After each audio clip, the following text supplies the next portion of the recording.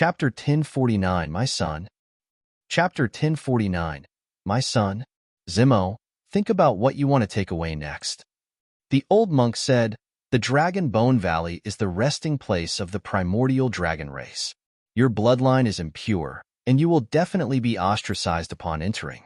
I'm afraid you will be in a difficult situation. Indeed, Zemo's body did not have a pure bloodline.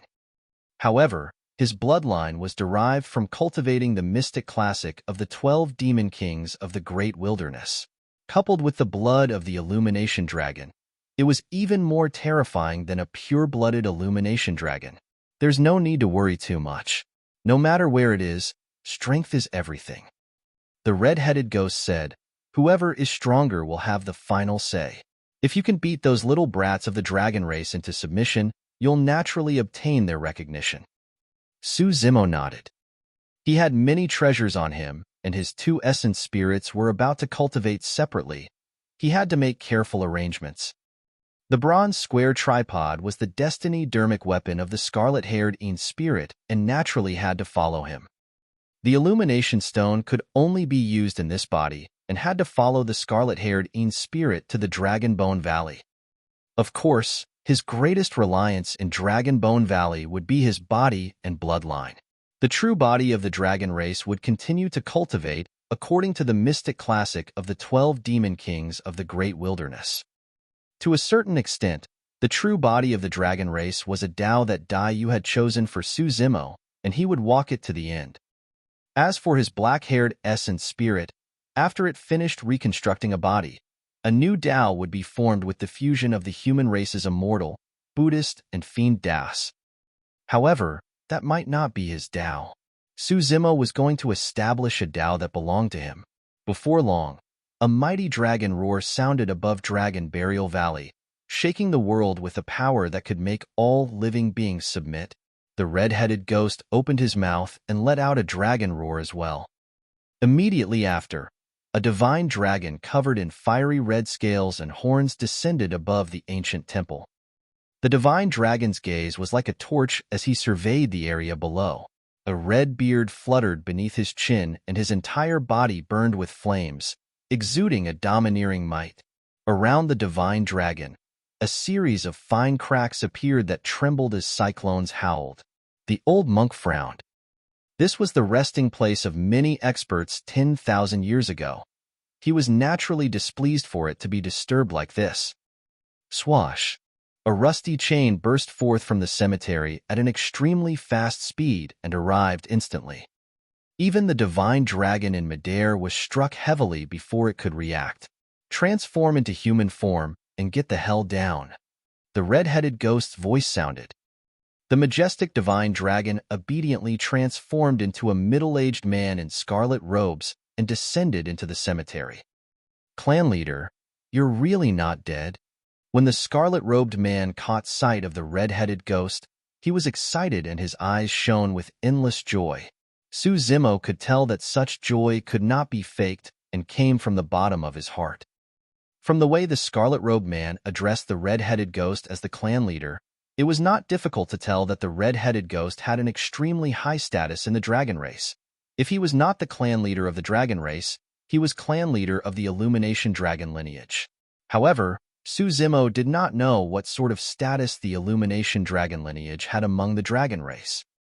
He knew very little about the dragon race. Clan leader, the chains on your body? When the scarlet-robed man caught sight of the chains on the red-headed ghost, his eyes widened in rage and killing intent. He walked forward, wanting to rip the chains apart. You don't have to care about these scrap metals. The red-headed ghost pouted. If I wanted to, I would have torn them off a long time ago. Why haven't you returned after so many years, clan leader? The scarlet-robed man could not help but ask. The moment he said that, he seemed to have thought of something as he spun around and glared at the old monk not far away with a murderous aura, declaring coldly, "It must be that old bald monk. Don't worry, clan leader, that old bald monk's blood chi is deteriorating. Watch me kill him." Zemo was secretly speechless. It was no wonder why this scarlet-robed man was from the Illumination Dragon lineage. His temper was way too fiery. "Kill your head?" The red-headed ghost shook the chains and whipped the scarlet-robed man once more. Although the scarlet-robed man could dodge it, he did not move and allowed the red-headed ghost to whip him. "There's another reason why I've been here for so many years. You don't have to know."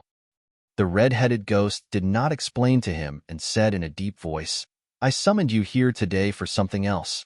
Bring him back to Dragon Bone Valley and recuperate in the Primordial Divine Spring.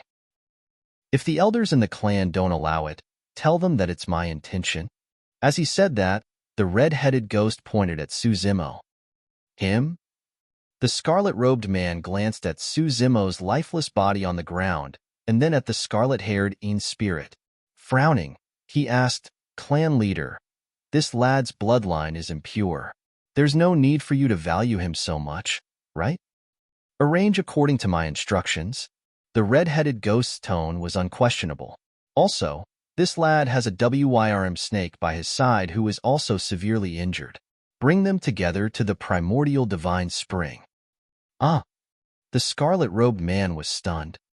While the red-headed ghost was the clan leader of the Illumination dragon lineage and had an extremely high status within the dragon race, those arrangements were truly against the rules. "Clan leader, this will definitely attract dissent." The scarlet-robed man frowned. "Even if the elders of the Illumination dragon lineage agree, I'm afraid the elders of the other 4 dragon lineages will step in to stop us." "Stop what?" The red-headed ghost bolted upright as his eyes shone with a scarlet light. With a torrential aura, he hollered, "I've left the clan for 10,000 years and now, I can't even arrange for 2 people to head to the Primordial Divine Spring to recuperate. It's not that. It's just that the 2 of them." The scarlet-robed man hesitated. The Primordial Divine Spring was extremely rare. Within the dragon race, only those with extremely high statuses and the purest bloodlines were qualified to enter. Suzimo and Solitary Cloud were not qualified at all. To be precise, the 2 of them could not even be considered as the lowliest of the dragon race. The red-headed ghost fell silent. After a long time, he looked at the scarlet-robed man and asked, "Do you know why I called you here?" "I don't know." The scarlet-robed man had a respectful expression. Pointing at Suzimo, the red-headed ghost said word by word, "From this day forth, you shall see him as part of my bloodline, my son." "Ah!" The scarlet-robed man's expression changed as he exclaimed softly. Suzimo was shocked as well. He had often bickered with the red-headed ghost, to think that he held such weight in the latter's heart. The red-headed ghost said slowly, "Is my child qualified to recuperate in the Primordial Divine Spring?" "Yes." The scarlet-robed man nodded without hesitation. The red-headed ghost continued, "Go back and tell those old fogies of the Illumination dragon lineage that I will no longer occupy the title of Illumination from this day forth. Leave it to the juniors to fight for it." "Clan leader." The scarlet-robed man's expression changed. Suzimo was confused when he heard that. He did not understand the significance of the title of Illumination that the red-headed ghost mentioned. The red-headed ghost gazed into the distance with an unresolvable sorrow in the depths of his eyes. After a while, he retracted his gaze and looked at Suzimo, who was beside him. There was no malice or killing intent on his face. Instead, his gaze was filled with a rare kindness. "If Yenner was still around, he should be the same as you. Brave, fearless, persistent, and true." When he heard that, the scarlet-robed man looked pained as tears welled up in his eyes. The old monk sighed deeply and shook his head as well. Chapter 1050, 5 Dragon Lineages. Chapter 1050, 5 Dragon Lineages. For some reason, Suzimo felt a sense of sadness as well. He could tell that the Yenner mentioned by the red-headed ghost was definitely the person dearest to him, but was unfortunately no longer around. On the surface, the red-headed ghost looked carefree and even a little neurotic. However, deep in his heart, there was a sadness that no one could reach. Was the red-headed ghost an evil dragon? 10,000 years ago, the red-headed ghost destroyed the Great Qin Empire, Daming Monastery and Fa Hua Monastery, causing a massive catastrophe and killing so many people. It could be said that he was extremely evil. However, in Su Zimo's eyes, the red-headed ghost was just a pitiful person. It was hard to imagine what he had experienced back then to cause him to be so furious and murderous. What exactly was the trigger for the catastrophe 10,000 years ago? Su Zimo could guess the reason why the red-headed ghost refused to stay here. It was most likely because he felt guilty or wanted to atone for his sins. The old monk did not seem to have any hatred towards the red-headed ghost as one would have imagined. The red-headed ghost accidentally revealed that Dai Yu seemed to have helped him before. What happened when Dai Yu came here to retrieve the Soraka flower back then? Su Zimo was filled with questions. Lad, don't worry about anything before heading to Dragonbone Valley. The red-headed ghost asked, have you devoured a dragon egg before? Su Zimo knew that he could not hide this matter and nodded. The red-headed ghost said, this matter can both be important or negligible. Actually, the dragon egg you saw was a dead egg. Ah. Su Zimo froze for a moment. The red-headed ghost explained, the bloodline of the dragon race is noble and powerful. It has a long lifespan and powerful combat strength. However, it's not without weaknesses. The reproduction ability of the dragon race is extremely poor. The success rate of the dragon race nurturing a dragon egg is very low. Even if they can produce one, the survival rate of the dragon egg is not high. At that point, Su Zimo nodded to himself. If the dragon race had the reproductive capabilities of humans, such a massive race would have occupied Tianhuang mainland long ago. Even if 10 human emperors were to appear, it would be useless. The red-headed ghost said, the dragon eggs that can truly survive have long been carefully protected with experts of the dragon race guarding them day and night. How can you come into contact with them? Su Zimo recalled carefully. Back when he and Night Spirit crossed a sea of bones, they ascended a mountain and entered that gigantic cave. Indeed, they did not encounter any obstacles along the way. In fact, a green divine dragon only appeared after they devoured the dragon egg completely. This is Long Yin. From now on, call him Uncle Yin. The red-headed ghost pointed at the scarlet-robed man and said to Su Zimo, Uncle Yin. Su Zimo did not hesitate and bowed towards Long Yin. Unexpectedly, Long Yin received Su Zimo's bow and returned it with a respectful attitude. Greetings, young master. Young master? Su Zimo was momentarily stunned. That title did not sound insignificant. The red-headed ghost had a calm expression and was not surprised at all. Follow Long Yin and cultivate well in Dragonbone Valley. If you have any doubts, ask Long Yin along the way. When you're there, you'll be called Long Imo for the time being. The red-headed ghost looked deeply at Su Zimo. I believe that in the future, you won't just be a young master of the Illumination Dragon lineage. The old monk nodded as well. Go on. The chaos in Tianhuang mainland has already appeared, and I'm afraid a calamity is about to descend. Your true body of the dragon race might be able to survive this calamity if you cultivate in Dragonbone Valley. Master, red-headed ghost, goodbye. The scarlet-haired spirit bowed deeply to the old monk and red-headed ghost before turning to leave with Long Yin. Everything that Su Zimo wanted to bring, including his tattered body, had already been put into his storage bag. The scarlet-haired spirit carried everything and followed behind Long Yin. Before long, the scarlet-haired spirit disappeared from the Dragon Burial Valley. Although the two essence spirits were getting further and further away, there was still an extremely mysterious connection between them. In midair, Long Yin took care of Su Zimo's scarlet-haired spirit with focus, and they did not travel at a fast speed. How long have you been cultivating for? Long Yin asked. Su Zimo replied, more than 100 years. Your potential is rather decent. Long Yin praised, however, the clan leader has even greater expectations for you. I don't know what he sees in you, but I'll do my best to assist you. How far you can go will depend on yourself. Su Zimo nodded. Let me brief you on the situation of the dragon race. There are a total of 5 lineages in the dragon race. They are the horned, blue, hornless, torch and winged dragons. These 5 bloodlines are known as the 5 great dragon lineages.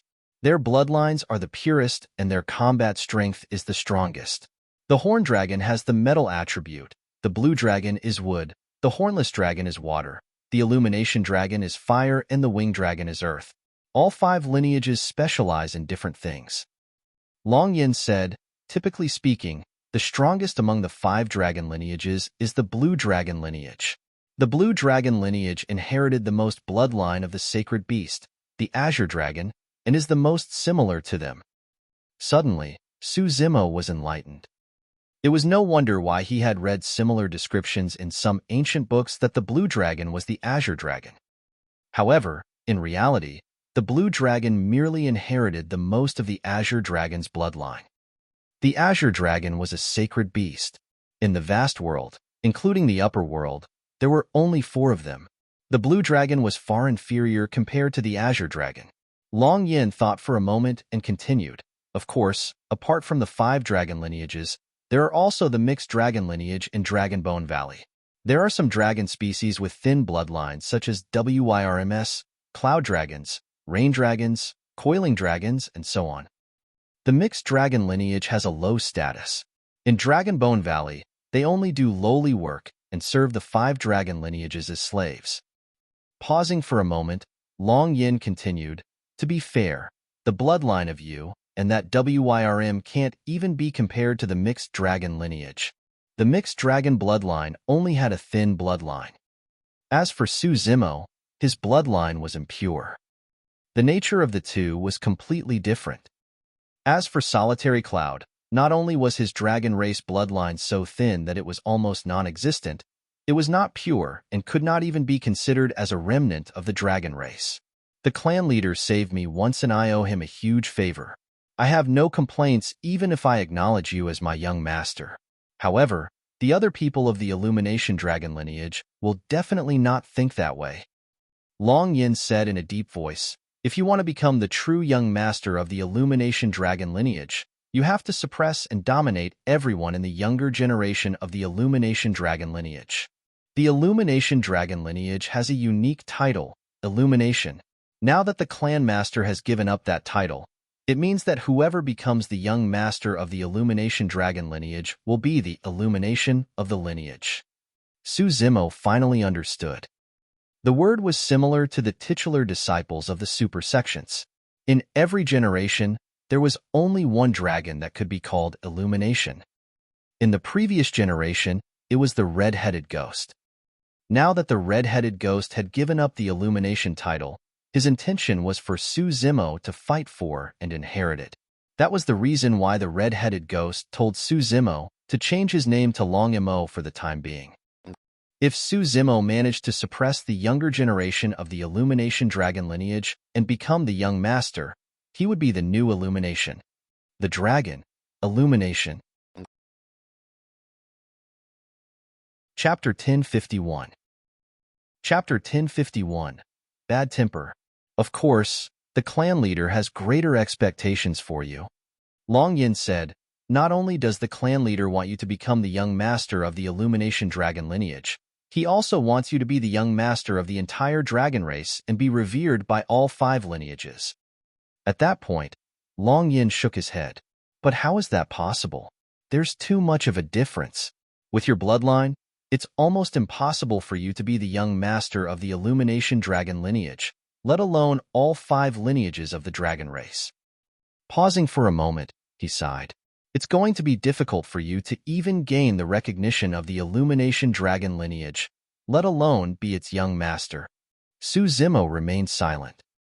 His bloodline was impure, and he would definitely encounter many difficulties after entering the Dragonbone Valley. However, as the red-headed ghost said, strength reigned supreme no matter where one went. Su Zimo believed that as long as his body could recover to its original state, he would be able to suppress anyone of the same cultivation realm, even if it was a dragon. Right then, the sound of clothes fluttering could be heard from afar, mixed with faint discussions. Say that Su Zimo is truly lucky. Even a half-martial ancestor was unable to kill him. That lad has many treasures on him. It's understandable that treasures like the creation green lotus and the divine phoenix bone can defend against a strike from a half-martial ancestor. However, it's useless. Now that all 9 super sects are here, no matter how monstrous he is, he's going to die. In the blink of an eye, 2 figures fluttered their sleeves and rode the wind. Their bodies seemed to have fused with the world as they surged over with immense might. This was a pressure and aura that could only be released by someone at the conjoint body realm. 2 conjoint body mighty figures. However, the immense pressure was dissipated by the aura of Long Yin the moment they approached. Long Yin was expressionless as he looked at the 2 people walking towards him without any intention of giving way.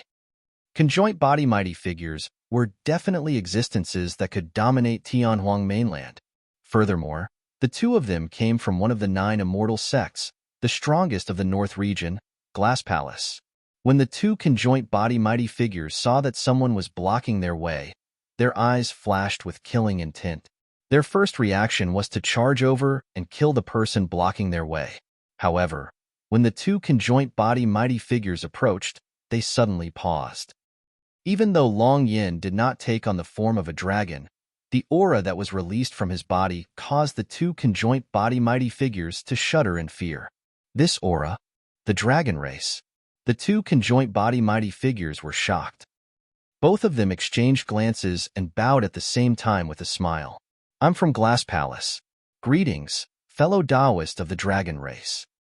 Long Yan's expression was cold and silent. In his eyes, even if the 2 of them were conjoint body mighty figures, their bloodlines were inferior and he could not be bothered with them. Fellow Taoist of the dragon race, please? The 2 conjoint body mighty figures did not take offense and opened up a path for Long Yin to pass through first, even greeting him with respectful smiles. They were from Glass Palace and were at the conjoint body realm. They were indeed qualified to dominate the North region. However, they had to lower their heads all the same in the face of a divine dragon from the Dragon Bone Valley. Most importantly, the divine dragon's cultivation seemed to be similar to theirs. This meant that it would be extremely easy for the divine dragon to kill the both of them. Back in Myriad Phenomenon City, the Rakshasa and God race of the Primordial 9 races were all at the Golden Core realm, but they could massacre the paragons of the human race wantonly. Back then, there were very few Golden Cores who could fight against the 2 alien races. Long Yin harumphed and brought Su Zimo along. The 2 conjoint body mighty figures of Glass Palace glanced at Su Zimo in his scarlet-haired Een spirit form. Although they found it strange, they did not say anything. They had never seen Su Zimo before. Even if they had, it was impossible for them to recognize him.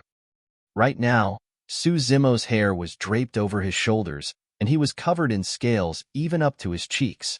Even those who had seen him before would not be able to recognize him. Su Zimo's gaze was cold as he walked past the 2 of them with a dark expression. Through the conversation between the 2 of them, he could vaguely guess that his location at the bottom of the Dragon Burial Valley had been exposed. Otherwise, there wouldn't have been talk of the 9 super sects gathering. The 2 of them should be conjoint body mighty figures sent by Glass Palace and were prepared to head to the Dragon Burial Valley to hunt him down and kill him. After deducing that, Su Zimo's expression naturally turned grim. After the 2 Glass Palace conjoint body mighty figures let Long Yin pass, they turned to leave. They heaved a sigh of relief and sped up, wanting to reach the Dragon Burial Valley as soon as possible.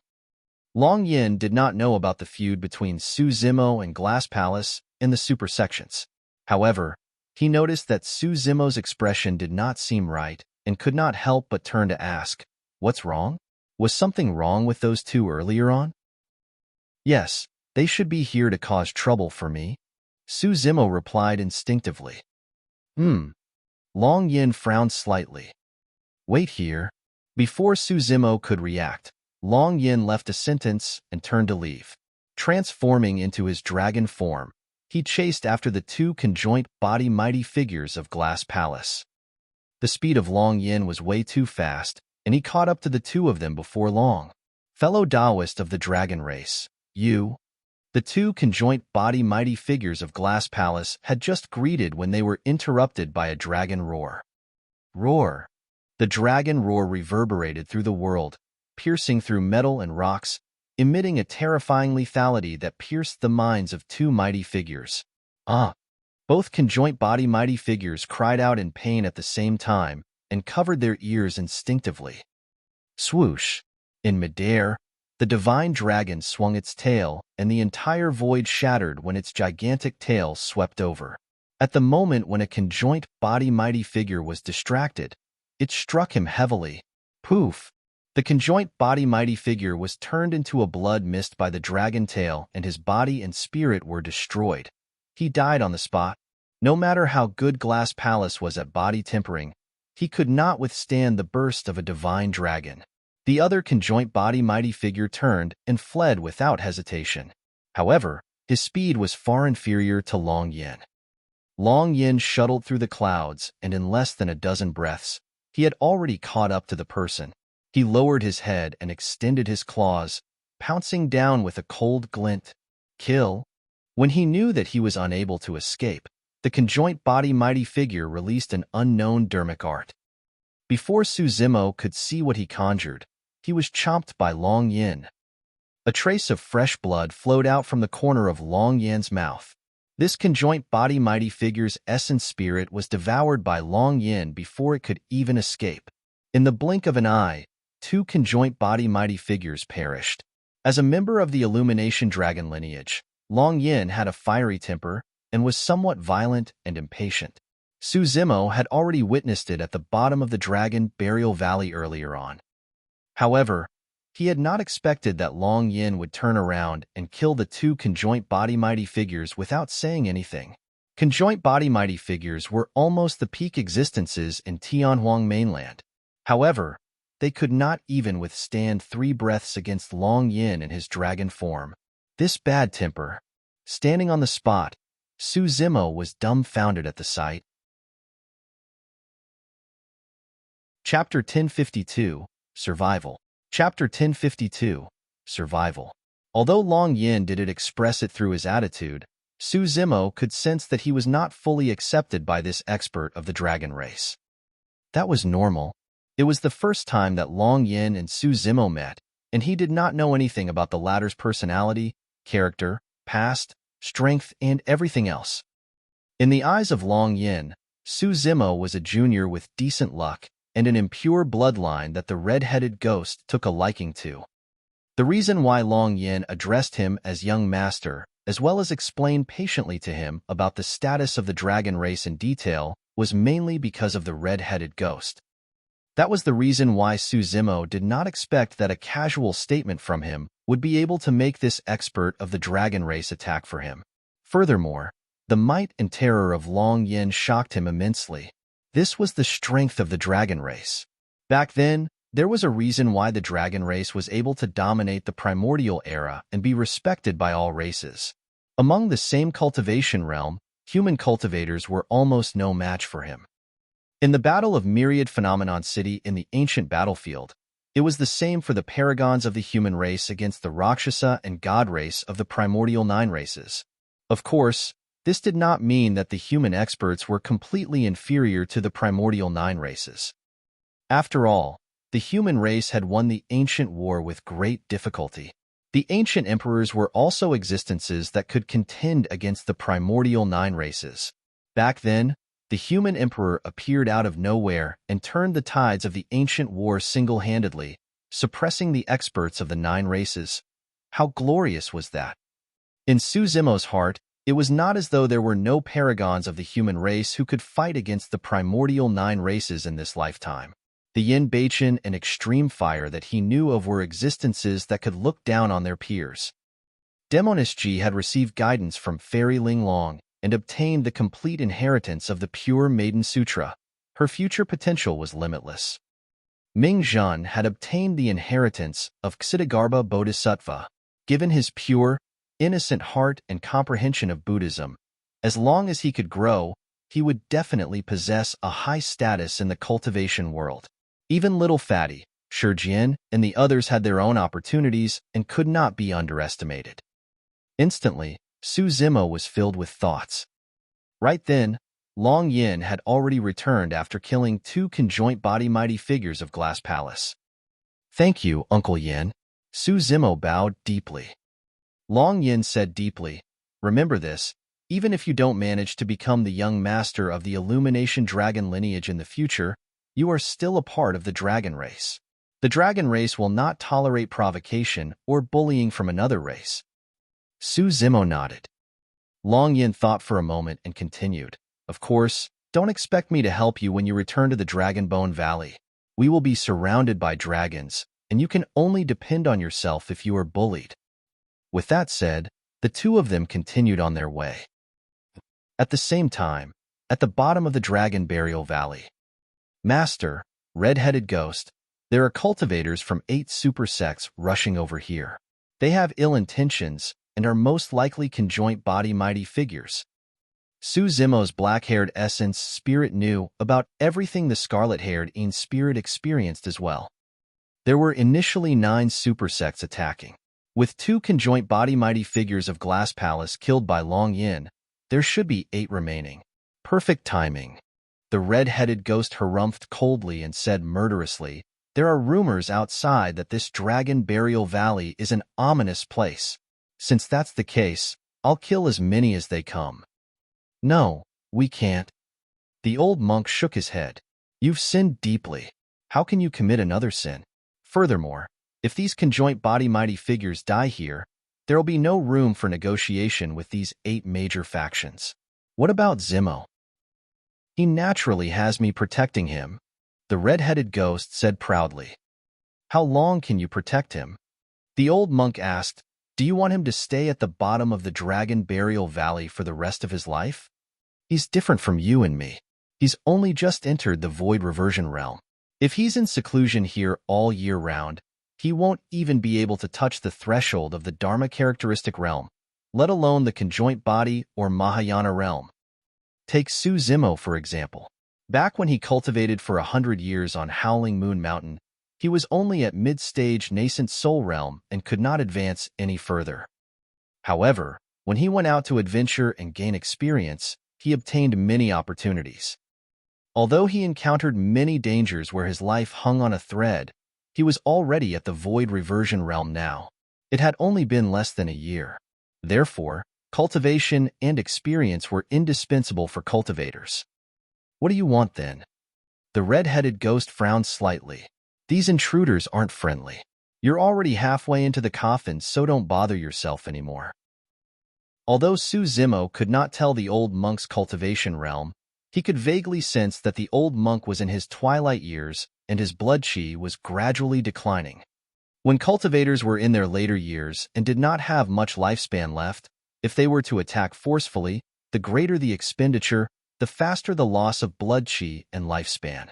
This was not only limited to cultivators, the same logic applied to mortals. All the elderly were extremely weak, and their strength could not compare to a teenager. Even a fall could be fatal, let alone an intense movement. Although the red-headed ghost's words were unpleasant, Su Zimo could tell that he was concerned about the old monk. The old monk lowered his gaze. "These conjoint body mighty figures are from the super sections. They shouldn't be unreasonable." "Reasonable?" The red-headed ghost scoffed. "Don't talk about logic. They wouldn't even come knocking if they knew what shame is." The old monk was silent. The red-headed ghost shrugged his shoulders and said casually, "Up to you. I really don't want to be involved in this matter. In any case, this is a matter of the human race. I'm free now. Furthermore, this lad's true body of the dragon race has already headed to the dragon race. It's even better if his black-haired essence spirit dies. In that case, the lad will be a pure dragon." "Ha ha ha ha."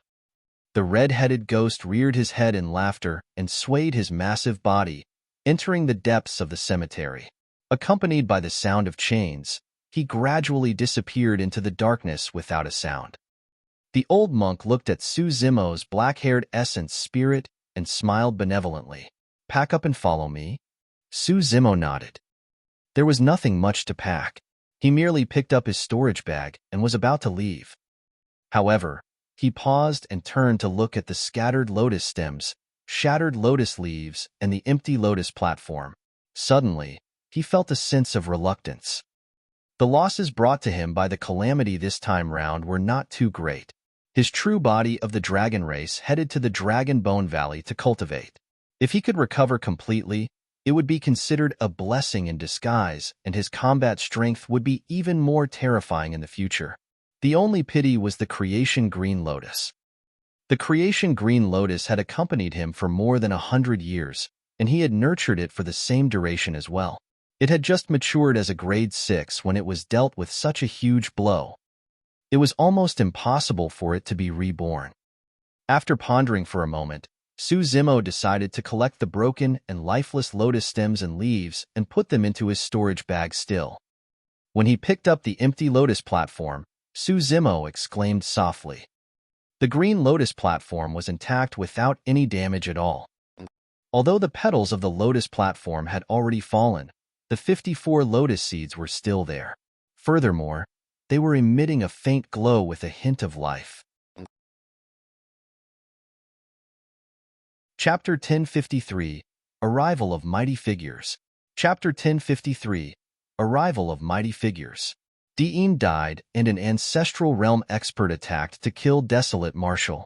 Desolate Marshall's fate was unknown as he escaped. It had only been 3 days since that incident. The entire cultivation world was in an uproar, and almost every cultivator and sect was discussing this matter. Unknowingly, news spread. Desolate Marshall was at the bottom of the Dragon Burial Valley. On this day, 4 uninvited guests arrived above the Great Qian ruins. An old man stood with his hands behind his back. Although his face was filled with wrinkles, his gaze was extremely sharp. Another cultivator did not look old and seemed to be in his teens. However, there was a look of vicissitude in his eyes. The third person was a middle-aged man. He had a dignified expression, and his eyes shone brightly as lightning surrounded him and his aura rumbled. The fourth was a female cultivator with a long sword on her back. She had a sharp gaze and aura that seemed like it could slice the world into 2. 4 uninvited guests, 1 old and 1 young, a man and a woman.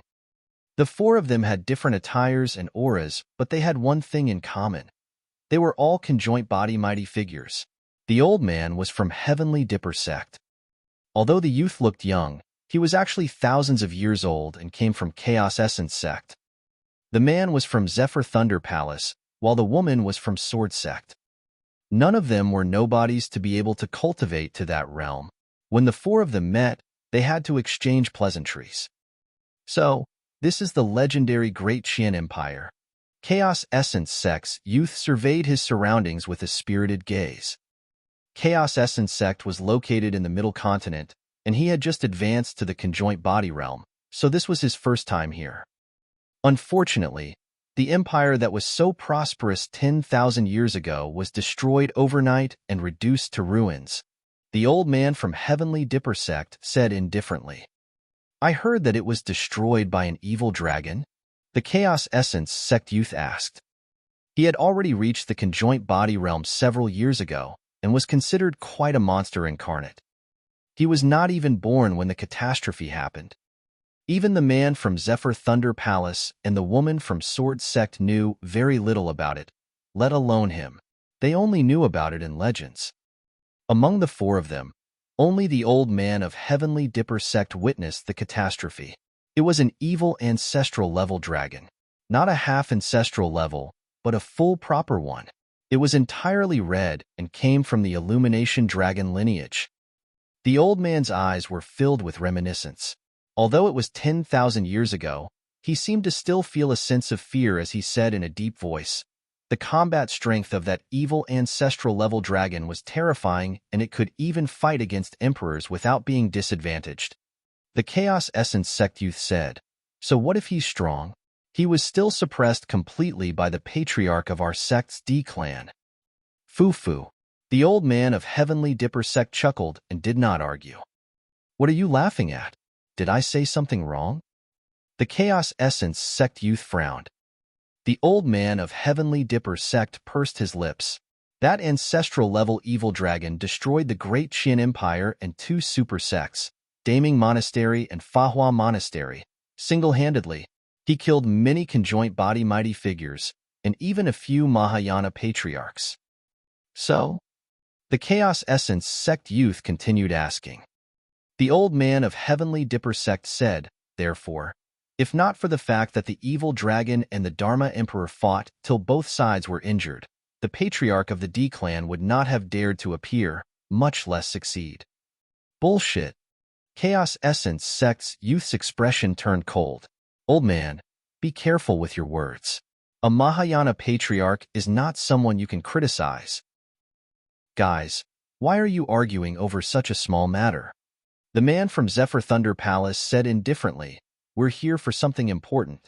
Naturally, we should work together. That's right. The female cultivator of Sword Sect nodded. I heard that there's a monk from the 2 major monasteries who survived at the bottom of the Dragon Burial Valley, and he's a Mahayana patriarch. If we want to capture Desolate Marshal, we have to get past him first. Phew. Chaos Essence sect's youth pouted. What's so scary about an old man whose blood chi is deteriorating and his lifespan is almost up? His words naturally had a double meaning. On the surface, he was referring to the old monk at the bottom of the Dragon Burial Valley. However, he was actually mocking the old man of Heavenly Dipper sect. TSK, since you guys from the immortal sects like to argue so much, you might as well fight it out. A sinister laughter sounded from afar. Immediately after, a pitch-black malevolent chi appeared and transformed into a figure in front of the 4 of them. Malevolent Earth sect's mighty figure. Beside the malevolent Earth sect mighty figure, the void distorted and a blurry figure appeared with a terrifying aura that was extremely dangerous. Hidden Death sect's mighty figure. In the blink of an eye, 6 conjoint body mighty figures were gathered. Ba. Right then, a Buddhist proclamation sounded. In the distant horizon, a plain-robed monk strode over.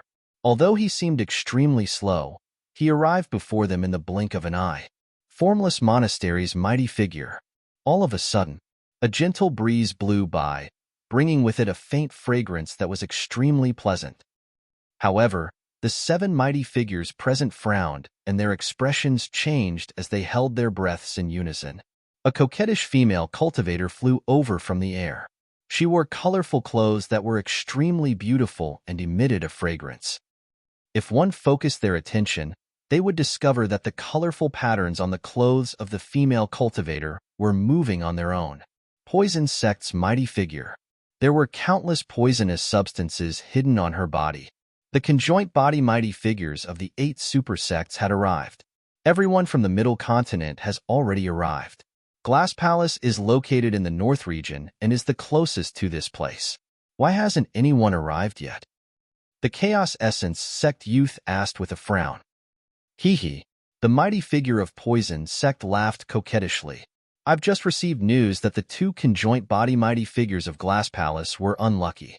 For some reason, they got into a conflict with a dragon race expert and were killed. All the conjoint body mighty figures present frowned with grim expressions. The mighty figure of Poison sect smiled. Everyone, don't worry. I heard that the dragon race expert has already returned to the Dragon Bone Valley and has nothing to do with this. Everyone's expressions softened. I heard that the bottom of the Dragon Burial Valley is an extremely ominous place. Our fellow Taoists from Glass Palace sure are unlucky to meet with misfortunes before they even arrived. Haha. The Chaos Essence sect youth laughed. Initially, he wanted to ease the tension and mood. Unexpectedly, after he said that, the expressions of all the mighty figures present changed. Instinctively, everyone recalled the many legends of the Dragon Burial Valley. It was said that even conjoint body mighty figures did not manage to make it out alive in the past. Everyone, since we're already here, we can't return empty-handed. The man from Zephyr Thunder Palace said, I heard that the old monk at the bottom of the Dragon Burial Valley has a weakened blood chi and is on the brink of death. We don't have to worry. That's right. Let's go. 8 conjoint body mighty figures flashed and whistled through the skies above the Great Qian ruins.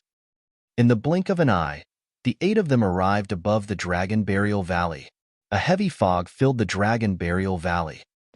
All 8 of them were conjoint body mighty figures and channeled their mental cultivation techniques respectively. Their gazes shone brightly with divine lights. The divine lights entered the thick fog and disappeared quickly without causing any ripples. The fog was formed from the grudges and blood chi of countless experts during the catastrophe 10,000 years ago and could block one's spirit consciousness and vision. Patrons, you have traveled a long way. Do forgive me for not being able to welcome you guys since I'm old. Right then, a voice sounded from the bottom of the valley. Chapter 1054, Confrontation. Chapter 1054, Confrontation. There was indeed someone at the bottom of the Dragon Burial Valley. For the past 10,000 years, there were endless legends about the Dragon Burial Valley. As some experts entered the Dragon Burial Valley and did not return, it added to the mysteriousness of the place. Nobody knew what was at the bottom of the Dragon Burial Valley. Nobody knew what secrets were hidden in the Dragon Burial Valley. However, everything could be revealed today. At the thought that the treasures and secret manuals of the 2 super sects, Daming Monastery and Fahua Monastery, were most likely at the bottom of the Dragon Burial Valley, the gazes of the 8 conjoint body mighty figures turned fervent. The old man of Heavenly Dipper sect raised his voice. My Dao title is Sui Han, and I was fortunate enough to witness the catastrophe 10,000 years ago. May I know which monastery you came from, Reverend? What's your title? My Dermic title is Yuan Bei. The old monk's voice sounded from the bottom of the valley, calm and peaceful. Yuan Bei was once the abbot of Daming Monastery. Later on, he went into seclusion and finally broke through to the Mahayana realm, becoming the Grand Elder of Daming Monastery. So, it's Patriarch Yuan Bei. I've heard a lot about you. The old man of Heavenly Dipper sect said indifferently. The mighty figure of Malevolent Earth sect chuckled. Monk Yuan Bei, to think that you're still alive. Your fellow sect mates have already gone through reincarnation. Why aren't you accompanying them? Old monk. Chaos Essence sect's youth shouted. There's no need for us to beat around the bush. You know very well why we're here. Hand him over. Now that you're in your twilight years, you won't be able to protect him. Although they were a major cultivation realm apart, the tone of Chaos Essence sect's youth and the others was not polite at all. Firstly, they had the advantage in numbers. Secondly, Patriarch Yuan Bei was on the brink of death and his blood chi was weak. If a true battle were to break out, he might not be able to hold out for long before he died. Of course, at that cultivation realm, none of them were reckless. The 8 of them arrived at the edge of the Dragon Burial Valley where the fog was thick, but none of them jumped down casually. The 8 of you must be here for my disciple, right? Monk Yuan Bei said indifferently, I already know about what happened in the Dao Inheritance Ground. However, I don't know what he did wrong to cause 8 patrons of the conjoint body realm to appear at the same time. Chaos Essence sect's youth said coldly, that desolate martial kid is bloodthirsty. He massacred the paragons of our human race in the Dao Inheritance Ground without restraint. He deserves to die. In the cultivation world, it's common to fight and kill. There are many deaths that happened because of single disagreements as well. Monk Yuan Bei said, since when does a fight between cultivators of the same cultivation realm require the seniors of the sect to step in? Don't tell me that there aren't even such rules in the cultivation world now. Even though Monk Yuan Bei was nearing the end of his lifespan, he was still a Mahayana patriarch and his tone was solemn. Even though the 8 conjoint body mighty figures were standing on top of the Dragon Burial Valley and were separated by 100,000 feet, they could still feel the pressure. To be fair, if Su Zimo was backed by the 9 immortal sects, 7 fiend sects, or one of the 6 Buddhist monasteries, none of that would have happened. For example, although Diin was domineering and unrestrained, the titular disciples of the major sects would not take the initiative to provoke him. That was because Diin was backed by Chaos Essence sect. That was the reason why Su Zimo could be surrounded by so many titular disciples in the Dao Inheritance Ground. At the end of the day, it was because he had no backing. It was fine to kill such a paragon and monster incarnate, since it would not cause any powerful figures to appear nor would it affect them. Furthermore, Zimo had way too many treasures on him. However, none of the major sects or titular disciples expected that Zimo would be so terrifying and domineering that he would step on their corpses to establish his Tao heart and shock Tianhuang mainland. Patriarch Yuan Bei, you're wrong? Suddenly, the old man of Heavenly Dipper sect laughed. The feud between Desolate Marshal and the titular disciples is not a fight between those of the same cultivation realm. It's a fight between an alien race and the human race. Desolate Marshal is from an alien race. In the Tao inheritance ground, he slaughtered the paragons of the human race, and everyone has the right to punish him. The female cultivator from Sword Sect said coldly as well, "Old monk, Daming Monastery was once one of the Buddhist monasteries as well. To think that you would accept a being of another race as your disciple before your death. You're old and muddle-headed. If I were you, I would execute justice and kill this lad personally to appease the dead human paragons." The man from Zephyr Thunder Palace was aggressive as well. "We have to be wary of anyone that's not from the same race as us." Formless Monastery's mighty figure lamented softly, "Fellow Taoist Yuan Bei, please hand over Desolate Marshal. As for your Daming Monastery's inheritance, if you trust me, Formless Monastery will pass it down for you." At the bottom of the Dragon Burial Valley, Zimo stayed by Monk Yuan Bei's side. When he heard that, his eyes flashed with mockery. They had barely said a few words, and the monk from Formless Monastery was already impatient, revealing his greedy and ugly face. "Patrons, if you're here to kill someone from another race, please leave." Monk Yuan Bei replied indifferently, "My disciple's essence spirit is the essence spirit of a human. It is only his body that is mixed with the bloodline of another race. But now, his body is destroyed and he's only left with an essence spirit. If he reconstructs his body, he'll be a true human." At that point, Zimo finally understood. He knew why the old monk agreed to let his scarlet-haired in-spirit head to the Dragon Bone Valley. Apart from the full recovery of his physical body, more importantly, it should be for his future. As the old monk had said, as long as he reconstructed his body, he would be a human. From this day forth, no sect, faction, or cultivator in Tianhuang mainland could use that fact against him. Coupled with the protection of him, Extreme Fire, and the others of 100 Refinement sect, his situation in the cultivation world would be much better, and he wouldn't have to hide anymore. The old man of Heavenly Dipper sect and the others frowned, and their expressions turned terrible. They knew that with Patriarch Yuan Bei's level, status, and identity as a Buddhist, there was no way he would lie about this. In other words, Zimo's body was indeed crippled. In that case, the 8 of them could no longer use the excuse of slaying demons. No matter what, he has to be accountable for killing so many titular disciples in the Tao inheritance ground. The man from Zephyr Thunder Palace said in a deep voice. "Accountable for?" Monk Yuan Bei asked instead. "Your titular disciples tried to kill others, but were killed instead.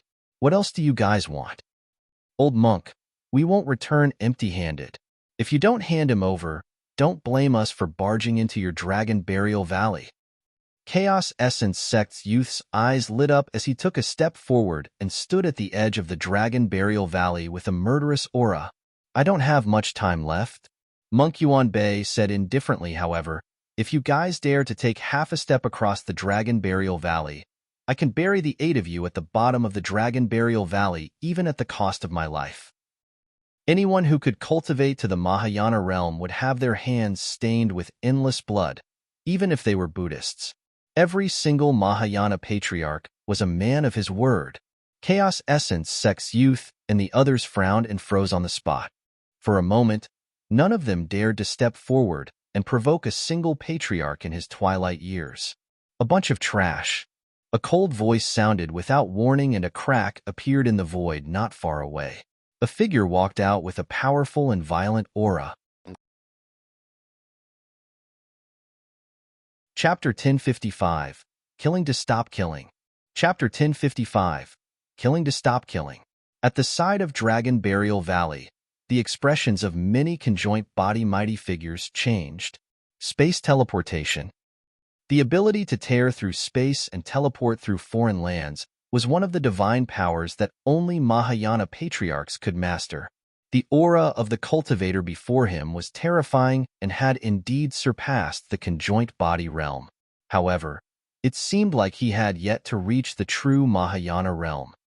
A half-martial ancestor? In the minds of the old man from Heavenly Dipper sect and the others, the news of the half-martial ancestor who attacked to kill Desolate Marshal 3 days ago flashed through their minds. Right then, Chaos Essence Sect's youth hurried forward and bowed. Greetings, Elder D-Fan. True enough, a half-martial ancestor of the D-clan. Everyone understood. D-Fan swept his cold gaze across the old man of Heavenly Dipper sect and the others with an endless might. A conjoint body mighty figure was almost a top-tier expert in the cultivation world. However, against a half-martial ancestor, they still had to bow down and submit. It was clear that this half-martial ancestor D-Fan had already mastered the power of divine powers. Otherwise, there was no way he could tear through space and teleport over. Greetings, half-martial ancestor D-Fan. Although the old man of Heavenly Dipper sect and the others were called trash by D-Fan, none of them dared to show any displeasure. All of them went forward and cupped their fists. Bottom of the Dragon Burial Valley. Suzimo looked at Monk Yuan Bei beside him with a worried expression. The best scenario would be to intimidate the other party without even making a move. However, now that D-Fan had arrived, the situation was clearly turning for the worse. Given the current state of Monk Yuan Bei, his blood chi was weak, and even if he attacked with his full strength, he might not be able to defend against a half-martial ancestor in his peak. D-Fan said coldly, "To think that you guys would be scared to such an extent against an old monk on the brink of death. How shameful." "Scatter," D-Fan hollered. The thick fog that surrounded the valley began to spread to the side and thinned.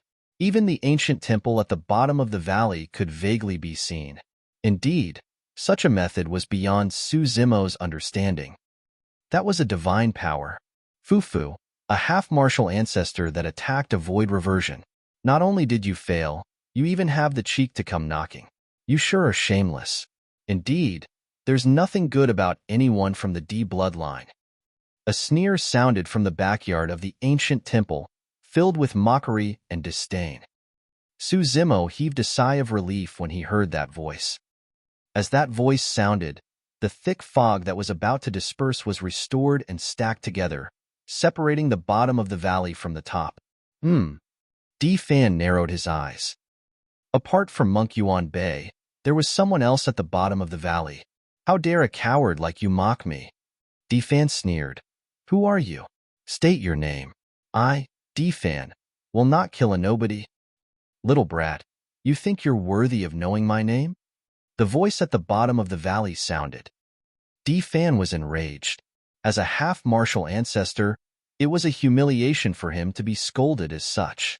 D-Fan leaped and was about to charge into the bottom of the Dragon Burial Valley. Cling, clang. Right then, the sound of heavy chains sounded from the depths of the valley. Swoosh! Before D-Fan's figure could fall, a black shadow darted out from the thick fog and attacked him. Everyone focused their attention. It was a chain that was as thick as an arm. It was rusted, and there was nothing special about it. Shatter! D-Fan stood in the air and summoned a dark golden truncheon. The 6 lights on it shone brightly, and it was filled with a terrifying aura as it smashed towards the chains. Everyone's heart skipped a beat. That truncheon looked like a Khanate mighty figure dermic weapon. However, in reality, there was already an aura of a divine power emanating from it. This meant that the dermic weapon was evolving towards a dermic treasure. The weapon of a Mahayana patriarch was a dermic treasure. Dermic treasures could withstand the power of divine powers and possessed terrifying might. They could shatter dermic weapons with ease. Boom! In the blink of an eye, the chain and the truncheon collided with a loud bang and sparks flew everywhere. The entire space trembled as a tremendous power burst forth, tearing the void apart. D-Fan froze in midair. The entire space and time seemed to have stopped. "Elder D-Fan, let me help you." Chaos Essence Sect's youth was the first to react. He strode forward and reached out with a gigantic hand, grabbing towards the thick chain that extended from the fog. D-Fan's back was facing him.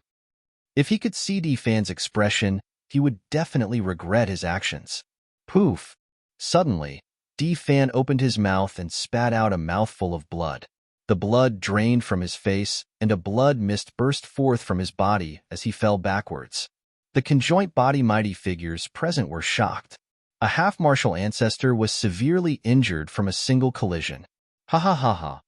A loud laugh sounded from the bottom of the valley. How dare a little brat of the D-clan come out and embarrass himself with such methods? D-Fan did not want to refute at all. Without hesitation, he retreated and tore the void with his backhand, disappearing into the darkness in a flash. The rift in the void closed gradually. The old man of Heavenly Dipper Sect and the others looked at Chaos Essence Sect's youth instinctively. At that moment, Chaos Essence Sect's youth's palm had just touched the gigantic chain. By the time he saw the changes around him, it was too late for him to stop. Cling, clang. The chain shook and collided against Chaos Essence Sect's youth's palm.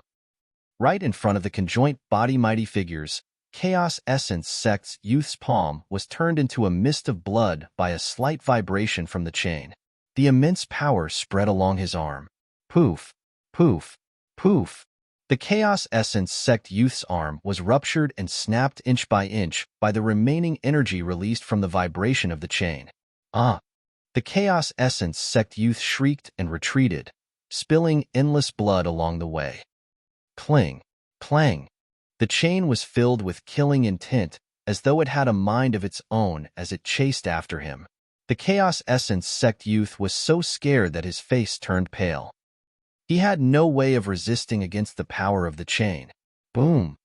The chain fell and the ground trembled, splitting Chaos Essence Sect's youth into two as his flesh flew everywhere. A conjoint body mighty figure could regrow a severed arm. But now, Chaos Essence Sect's youth's body and essence spirit were shattered by the chains, and he couldn't be deader. A conjoint body mighty figure was smashed to death by a chain, and his body and spirit were destroyed. The old man of Heavenly Dipper Sect and the others were so scared that they did not dare to move at all. They felt their hairs stand on end and their limbs turned cold. They were afraid that they would be killed by the chain if they acted rashly. However, for some unknown reason, the chain came to a sudden stop. Under the horrified gazes of the old man from Heavenly Dipper Sect and the others, it gradually retracted back into the thick fog. Everyone panted heavily as though they had been pardoned. They had never felt that way before. Death was extremely close to them. As long as that chain continued its pursuit, the few of them would not be able to escape death. Bottom of the Dragon Burial Valley. Monk Yuan Bei reached out and grabbed the red-headed ghost chain. Old monk, why are you stopping me? Your methods won't work here. Against these people that only dare to bully the meek, you have to kill them to stop them from killing. The red-headed ghost said coldly. Monk Yuan Bei said, it's enough to intimidate them. If we kill them all, there won't be peace in the Dragon Burial Valley in the future. Chapter 1056, Ancestral Dragon, a Divine Pillar. Chapter 1056, Ancestral Dragon, a Divine Pillar. Patrons, Zimo is the only successor of Daming Monastery. Monk Yuan Bei said in a deep voice, his body is destroyed and there's no trace of the demon race on him. You guys can head back. Farewell? The old man of Heavenly Dipper Sect and the others exchanged glances without any hesitation. It was already a blessing that they were able to survive the terrifying chain. How would they dare to continue being insolent? Hold on. Right then, an extremely arrogant voice sounded from the bottom of the Dragon Burial Valley. It was the expert who mocked D-Fan earlier on. There was a high chance that it was the owner of the chain. The old man from Heavenly Dipper Sect and the others shuddered and froze on the spot, not daring to move. Given the strength of the owner of the chain, there was no way they could escape if he wanted to kill them. When Desolate Marshal enters the cultivation world in the future and fights someone of the same cultivation realm, I'll definitely not bother. If he loses and dies, it's because he's not skilled enough and is inferior to others. The tone of the voice at the bottom of the valley changed suddenly and was filled with killing intent. However, if anyone of a higher cultivation realm wants to bully him, don't blame me for attacking. The hearts of the old man of Heavenly Dipper sect and the others skipped a beat. If he was not wrong, the person at the bottom of the Dragon Burial Valley should be a Mahayana patriarch. Even the 9 immortal sects, 7 fiend sects, and 6 Buddhist monasteries might not be able to withstand the frenzied revenge of a Mahayana patriarch. Of course, the old man of Heavenly Dipper sect and the others did not dare to disobey and agreed right away. Actually, in their hearts, this was not an entirely fruitless trip.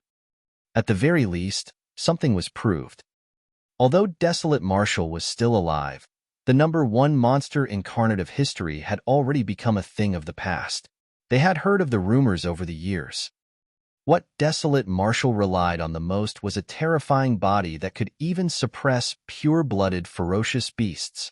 But now, his body was destroyed. Monk Yuan Bei said that there was no trace of the demon race in his body. This meant that the divine phoenix bone in Desolate Marshall's body was crippled as well.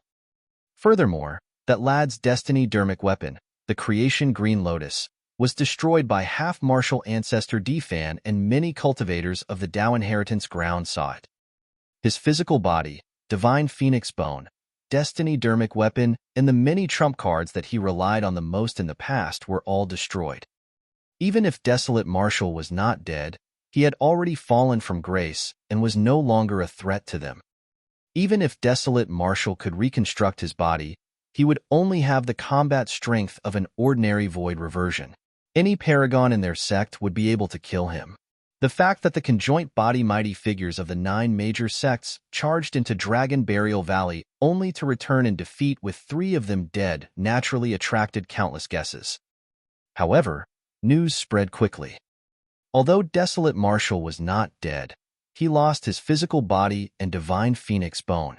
The creation green lotus had already shattered. Desolate Marshall's other identity was the successor of Daming Monastery, and he had the backing of a Mahayana patriarch. The Mahayana patriarch did not have much lifespan left and could not live for long. To think that the Tao inheritance ground battle would end in such a manner. That's right. A total of 8 titular disciples have fallen, including Desolate Marshall. That's 9 of them. Desolate Marshall isn't dead. I heard that his essence spirit was preserved. Do you think there's any difference between Desolate Marshall surviving with one essence spirit and dying? Sigh, what a pity. He was known as the number 1 monster incarnate throughout history and stepped on the corpses of many titular disciples to establish his Tao heart. He wanted to impart Marshall to all living beings. In the end, he was destroyed by a half-martial ancestor and ended up in such a tragic state. What a pity. For a long time after that, the cultivation world was discussing this matter. The cultivation world was in an uproar. However, Su Zimo's scarlet-haired Een spirit had already followed Long Yin to their destination, Dragonbone Valley. Now that he was back here, Su Zimo had a different feeling. After passing through the vast sea of bones, they arrived at the tall mountain peak that they had been to before. Long Yin waved his sleeves gently and swept Su Zimo's scarlet-haired Een spirit up. Leaping into the air, he crossed the peak and sped forward. Su Zimo looked down. Behind the mountain peak were ancient forests and towering mountain peaks that exuded a primitive aura. Back then, he thought that he had already entered the Dragonbone Valley. In reality, the mountain that he and Night Spirit ascended was merely the outer perimeter of the Dragonbone Valley. After a while, Su Zimo was invigorated. Not far ahead, mountain peaks that towered into the clouds rose and fell, forming a long and tall mountain range that was extremely spectacular. From afar, the mountain range looked like a divine dragon that was hibernating on the ground with its head and tail connected. In the middle of the mountain range was a gigantic valley that was extremely vast and almost seemed endless. Looking down, one could clearly see that there were 6 different regions in the valley. Red, green, yellow, gold, silver, and a gray region. Among them, the green region occupied the largest area and the gray region the smallest. It was located at the corner of the valley, while the other 4 regions were similar. Right then, Long Yin said, although the 6 dragon lineages belong to the dragon race, there's a clear distinction between them. The largest region in the green area is the habitat of the blue dragon lineage. Previously, he had heard from Long Yin that the blue dragon lineage had the most azure dragon bloodline. Therefore, generally speaking, the blue dragon lineage was the strongest. The red region belongs to our illumination dragon lineage. Long Yin pointed below and said, as for that gray area, it's the mixed dragon lineage. Your mount is only qualified to head there if it can transform into a WIRM. Su Zimo nodded and continued observing. He had just arrived and everything he saw was extremely novel. This was a civilization from the Primordial era. Unlike the human race, this was a civilization that once ruled over Tianhuang mainland. The 6 regions formed a circle. There was a large empty space in the middle with many ancient buildings. The most obvious thing was a thick stone pillar that shot into the skies at the center. It was ancient and mysterious, having existed for countless years and exuding endless vicissitudes. A divine dragon was carved on the stone pillar. It was lifelike and exuded an endless might. Su Zimo merely took a glance at it and felt like prostrating instantly.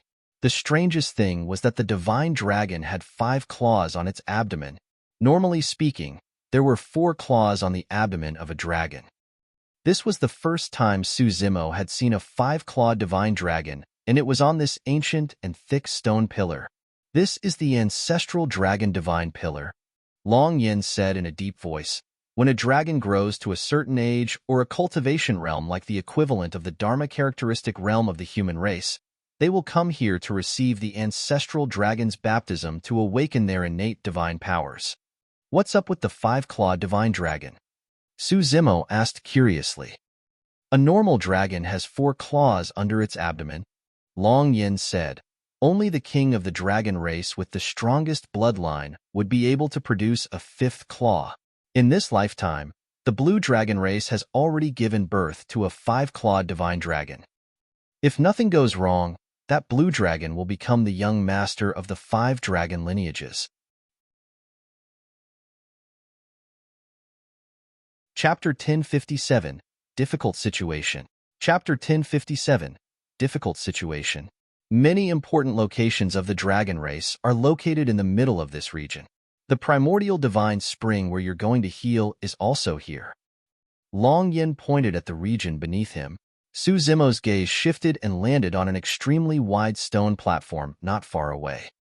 There were 2 divine dragons fighting on it, and every single collision caused the void to tremble. The 2 divine dragons were covered in injuries. Each time they swiped their dragon claws, a shocking wound would appear on their bodies as dragon scales fell one after another. The entire protruding stone platform was splattered with blood. Some of them were already dried and stained the stone platform dark brown. The battle between the 2 divine dragons was extremely tragic, as though they had a deep feud. That's the dragon blood battlefield. Long Yin's expression was grim as he said in a deep voice, "You have to remember one thing. Within the dragon race, conflicts can break out at any moment regardless of the lineage region you're in. The elders of the dragon race have never interfered in the conflicts between juniors. In fact, they even maintain an encouraging attitude. As long as your cultivation realms are the same, you can fight at any time." Su Zimo nodded. This was different from the cultivation world. Among the factions and sects of the cultivation world, mutual care between fellow sect mates was advocated and infighting wasn't encouraged. Even if there were truly conflicts and grudges, they would be at a fixed location and it was impossible for cultivators to fight at any moment. If that happened, the entire sect would be in chaos. However, the civilization of the dragon race encouraged clashes between their own race. Their bodies and minds were molded through the constant strife to allow themselves to grow stronger. Long Yin said, "Of course, Essence Spirit secret skills are not permitted to be released in conflicts within these habitats, nor are they allowed to revert to their dragon forms. Once Essence Spirit's secret skills were released or they reverted to their dragon forms, it would be a life and death battle. Long Yin pointed to the battlefield where the two divine dragons were fighting not far away.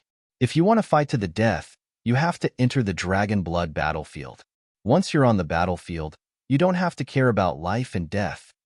Suzimo frowned slightly and asked, "Dragons are rare and reproduction is extremely difficult. Why aren't life and death battles being stopped?"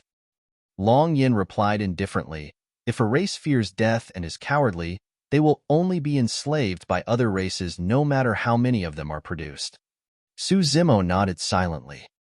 In the ancient era, if not for those human experts who were unafraid of death and continued advancing, the human race might not have been able to escape the fate of being enslaved by the 10,000 race. "I'll take you back to the Illumination Dragon lineage first," Long Yin said as he swept up Suzimo's scarlet-haired Yin spirit and descended towards the red region not far away. The temperature in the habitat of the Illumination Dragon race was clearly higher. Every single building was etched with dragon-shaped flames that were unusually agile. Although this was ordered by the clan leader, we still have to get the elders to agree to it. Long Yin said, "Follow me to meet the elders of the Illumination Dragon race later on. Even if you suffer any grievances, don't speak nonsense. Just bear with it and listen by the side." Suzimo nodded. After all, the red-headed ghost had left the dragon race for 10,000 years. Even if he was alive, his words would not carry much weight in the Illumination Dragon lineage. For the time being, Suzimo condensed a dermic power physical body and entered the hall with Long Yin after donning green robes. Right in front of the main hall, 3 old men sat on a high seat in the middle. They did not look young and had gray hair. However, every single old man was hale and hearty, and their eyes shone brightly. The 3 old men exuded a faint, dignified aura. It was clear that they were people who had held high positions for a long time. On both sides of the hall, there were 2 rows of dragons, male and female. There were more than 10 of them, and they looked younger, similar to the seniority of Long Yin. "Greetings, elders." Long Yin advanced and paid his respects. Those 3 are the 2nd, 3rd, and 4th elders of the Illumination Dragon lineage. At the same time, Long Yin whispered to Suzimo behind him, "Where is he? Since he's still alive, why didn't he return with you?" Elder 3 asked indifferently with a dignified expression. "Clan leader said that it's not time yet." Long Yin recounted the excuse given to him by the red-headed ghost and continued, "In addition, the clan leader said that he will no longer occupy the title of Illumination and will leave it to the juniors to fight for it. In that case, our Illumination Dragon will have to select a young master as well." "That's right. The candidates for the young masters of this generation's blue, horned, winged, and hornless dragons have been decided. Our lineage is the only one undecided." The men and women in the hall started discussing. Elder 4 looked benevolent as he looked at Long Yin and asked with concern, "How is Long Ran? Has his injuries recovered?" Long Ran was the name of the red-headed ghost. "The clan leader seems to be in a good condition." "Thank you for your concern, Elder 4, Long Yin replied. Suzimo had a much better impression of Elder 4. Among the many dragons, the only one who truly cared about the red-headed ghost was Elder 4. "What's with the young man beside you?" Elder 3 asked. Long Yin replied, "Elder 3, this lad's name is Long Imo, and he has the bloodline of the clan leader flowing in his body. The clan leader views him as a son, and now I've brought him back." His essence spirit is injured. Why is his body gone?" With a single glance, Elder 4 could tell that Suzimo was only left with his essence spirit and his physical body was not present. This was merely one formed with dermic powers. Long Yin took out Suzimo's body and said, "His body has been crippled by a human half-martial ancestor, and there's no life left in it. The clan leader wants him to return and head to the Primordial Divine Spring to recuperate." When Elder 2 sensed Suzimo's bloodline aura, he frowned in displeasure. Immediately, someone stood out in the hall and said coldly, "That person's bloodline is extremely mixed. Even if he has Long Rant's bloodline, he can't be considered as part of the Illumination Dragon lineage." A bloodline like that can only be considered as a remnant beast. He's not even qualified to enter this place, and he wants to head to the primordial divine spring to recuperate? How is that possible? It's rare to get a spot to heal from the primordial divine spring. We can't give it to a crossbred bastard like him. Some of the dragons spoke with heated language. Long Yin glared at the surroundings and shouted, "He's the son of the clan leader.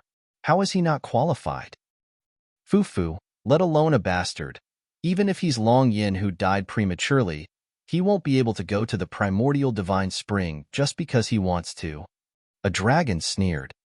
Su Zimo had once heard the red-headed ghost mention Yenner. It seemed like he was not wrong. Long Yin should be the son of the red-headed ghost who unfortunately suffered a premature death. He did not know what this had to do with the catastrophe 10,000 years ago. Another dragoness said, "Even if he's the son of Long Ran, he's not the young master of our Illumination dragon lineage. Why should he go to the primordial divine spring?" The dragon race was extremely reluctant to accept an outsider with mixed blood like him, let alone accept him to head to the primordial divine spring to recuperate. The situation that Su Zimo was facing was even more difficult than he had imagined. Even if the red-headed ghost came back personally, he might not be able to go against everyone's wishes and let him enter the primordial divine spring, let alone Long Yin. Chapter 1058, Any Objections? Chapter 1058, Any Objections? Long Yin looked at the three elders and said in a deep voice, "The clan leader has instructed us to bring Long Imo to the primordial divine spring to recuperate. Please permit it, elders." Sigh. Elder 4 let out a long sigh with a hint of sadness in his eyes as he said softly, "He's heartbroken after losing his son and wife. For the past 10,000 years, he's been living in that abyss, and I don't know what sort of torture he's endured. Since he thinks so highly of this lad, let's agree to his request." Elder 3 seemed to have recalled some of the past as well and nodded with a rueful expression. Elder 2 was still frowning. However, when he noticed the attitude of the two elders beside him, he closed his eyes and acknowledged it in silence. Long Yin was delighted and urged softly, "Hurry and thank the three elders." "Thank you, elders." Su Zimo went forward and bowed in thanks. Thereafter, he looked at Long Yin and reminded softly, "Uncle Yin, you haven't told the three elders about Solitary Cloud. We can't care about that anymore." Long Yin shook his head. "We are already under such immense pressure just to send you into the primordial divine spring. How can we care about him? Furthermore, he's not blood-related to the clan leader." Su Zimo frowned. In their eyes, Solitary Cloud was just an unrelated person. However, in Su Zimo's eyes, Solitary Cloud was someone he could not abandon. "Elders." Turning around, Su Zimo suddenly said, "I have a favor to ask of you three elders." Long Yin's expression changed. "What?" Elder 4 looked at Su Zimo with a friendly gaze and asked with a smile. "My mount is a ferocious WYRM. In order to save me this time round, he was severely injured and is on the brink of death.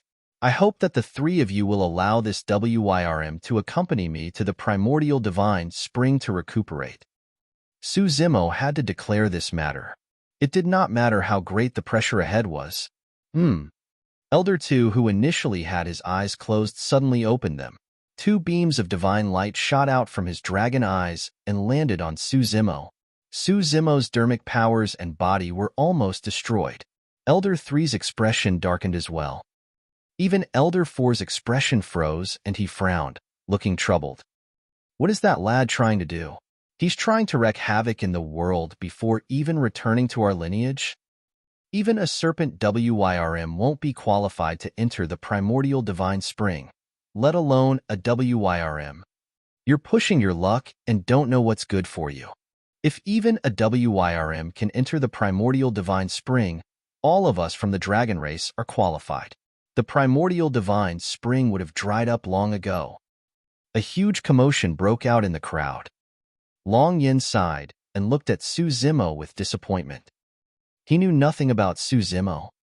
However, Su Zimo's current performance was akin to a young man who did not know when to advance or retreat and could not see the situation clearly. His performance is way too poor. I really don't know what the clan leader sees in him. Long Yin had a preconceived opinion towards Su Zimo and got more disappointed the more he thought about it. Long Imo, your request is impossible. Elder 3 shook his head slowly. Elder 4 wanted to speak but hesitated. He wanted to help plead but did not know where to start. This matter was truly against the rules of the clan. Su Zimo had already expected that. With a calm expression, he said in a deep voice, "Since that's the case, I'll give my mount the chance to head to the Primordial Divine Spring." Ridiculous. Elder 3 hollered. Elder 2's expression turned cold as he said slowly, "Junior, what do you think the Primordial Divine Spring is? Do you think you can give it up just like that? Let me tell you right now, even you don't have the right to head to the Primordial Divine Spring. Long Yin, chase this arrogant and ignorant fool out of the Dragon Bone Valley for the rest of his life. Otherwise, kill him without mercy. Elder 2, please show mercy." Long Yin knelt on the ground hurriedly. No matter how displeased he was with Su Zimo, he had to do his best to complete the red-headed ghost's request. "Second brother." Elder 4 could not help but call out softly. Elder 2's expression was cold as he waved his hand. "There's no room for negotiation. If not for Long Ran, I would have killed him long ago." Su Zimo lowered his head slightly with a calm expression. Even if he knew the outcome, he had to stand out and fight for Solitary Cloud's sliver of hope for survival. Even if he was chased out today and lost the chance to repair his body, he would not regret it. "Red-headed ghost, sorry to disappoint you." Su Zimo muttered to himself internally. The main reason why the red-headed ghost had this arrangement was because he valued Su Zimo's potential and wanted the latter to become a dragon. If there was truly any conflict between Su Zimo and the dragons in the future, he would at least be able to ease things with this true body around. Unfortunately, it was still difficult for the dragons to accept him as one of their own. Su Zimo said indifferently, "Since I'm not welcomed here, I won't disturb you guys any further. Farewell." The life preservation elixir could only keep Solitary Cloud alive for a month. Right now, there were only a few days left. He had to leave this place as soon as possible and find another way. Hold on. Right then, an old voice sounded from the back of the hall. Immediately after, a strange sound could be heard. Clang, clang, clang. 3 sounds were heard and a hunched figure appeared from the back of the hall. He had white hair and his face was filled with wrinkles, wielding a curved fiery red walking stick as he hobbled over. The strange sounds came from the old man's walking stick hitting the ground. Grand Elder. When they saw who it was, the dragons who were initially seated in the hall, including the 3 elders, stood up and greeted respectfully. Yes. With every step the Grand Elder took, he would pause for a moment before replying. His eyes were cloudy as he shifted his gaze towards Su Zimo, who was not far away. For some unknown reason, Su Zimo felt that the moment the Grand Elder's gaze landed on him, he felt as though he was being read like a book. He could hide no secrets. "Child, stay," the Grand Elder said. Many dragons were shocked. The Grand Elder's status in the Illumination Dragon race was unique and could not be compared to anyone else. Even the clan leader had to discuss many things with the Grand Elder. The moment the Grand Elder said that, it meant that no one could chase Su Zimo away. Long Yin was delighted and replied hurriedly, "Thank you, Grand Elder." As he said that, he pushed Su Zimo to express his thanks. Su Zimo met the Grand Elder's gaze and suddenly said, "My mount is a WIRM. I have to be with him." "Yes, head to the Primordial Divine Spring together," the Grand Elder replied casually. The dragons were in an uproar. "Big brother, you?" Elder 2 was shocked and his eyes were filled with disbelief. To him, this made no sense at all. "Grand Elder, this is against the rules. Grand Elder, should you reconsider?" Instantly, a commotion broke out in the hall. Dong! Suddenly, the Grand Elder's walking stick landed on the ground with a dull thud in the hall. Instantly, silence reigned. None of the dragons dared to make a single sound. The Grand Elder hunched his body, and his turbid eyes darted across the hall slowly. This is my decision. Anyone has any objections? The dragons remained silent. Nobody dared to meet the Grand Elder's gaze. Chapter 1059, Dragon Race's Test. Chapter 1059, Dragon Race's Test. Long Yin was stunned. He truly did not expect that this matter would alarm the Grand Elder of the Illumination Dragon race, who had not appeared for a long time. Furthermore, the most important thing was that the Grand Elder had actually made the same decision as the clan leader. They wanted Suzimo to head to the Primordial Divine Spring to recuperate with a WIRM. Thank you, Grand Elder. All the dragons fell silent, but Suzimo was the only one who remained calm and bowed in thanks. That was the condition for him to join the dragon race to begin with. At that moment, none of the dragons in the hall could understand why the Grand Elder would make such a decision. It was not until many years later that many dragons realized what a terrifying monster incarnate the dragon race retained with that decision made today. Compared to this monster incarnate, the Primordial Divine Spring was nothing. Long Yin brought Suzimo away. Although nothing could be seen from the dragons' expressions, they were indignant and dispersed one after another. In the blink of an eye, the 4 elders of the Illumination Dragon lineage were the only ones left in the hall. Big brother, Long Imo has the bloodline of Long Ran in him. Although it's not pure, it's nothing much to let him enter the Primordial Divine Spring to heal. Elder 2 frowned. However, isn't it a little overboard for that kid to ask for the WIRM to enter the Primordial Divine Spring with him? The Grand Elder smiled and asked, Fourth, what do you think? Although this Long Imo did not grow up in our environment, his temperament is similar to that of the dragon race. In the conversation earlier on, he displayed his courage, fearlessness, hot-bloodedness, and was neither servile nor overbearing. Apart from Long Ran as a factor, I've taken a liking to him personally as well.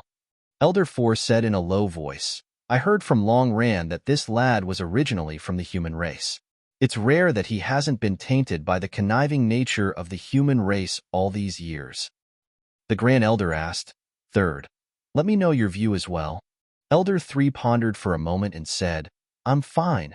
I believe in Long Ran's judgment. Since he has such an arrangement, he must have his reasons. However, after a brief pause, he changed the topic. That lad was a human in the past after all. It's still unknown if he can join our dragon race sincerely. There's a certain risk to your decision, big brother. According to our original decision, we still have to test him out. Yes? The Grand Elder nodded and looked at Elder 2. Patting the latter on the shoulder, he said, Second, you said that he was going overboard by asking for that WIRM to be allowed into the Primordial Divine Spring with him. However, it was precisely because of that request that I was truly relieved and allowed him to head to the Primordial Divine Spring. Ah!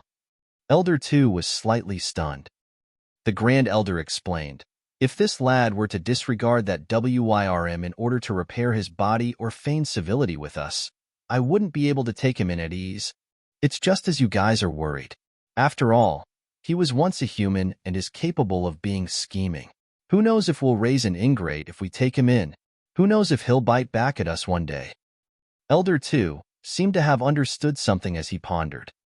The Grand Elder continued, however, the fact that he dared to take such a risk and make this seemingly reckless request proves that this lad is extremely loyal and true. He will remember our kindness to him. No wonder. Elders 3 and 4 were enlightened. The Grand Elder smiled with a smug look in his eyes, as though he had picked up a treasure. Elder 2 laughed as well. Big brother, it's rare to see you so happy. Do you really think so highly of this lad? Don't forget, his bloodline isn't pure. You guys truly don't know much about the outside world?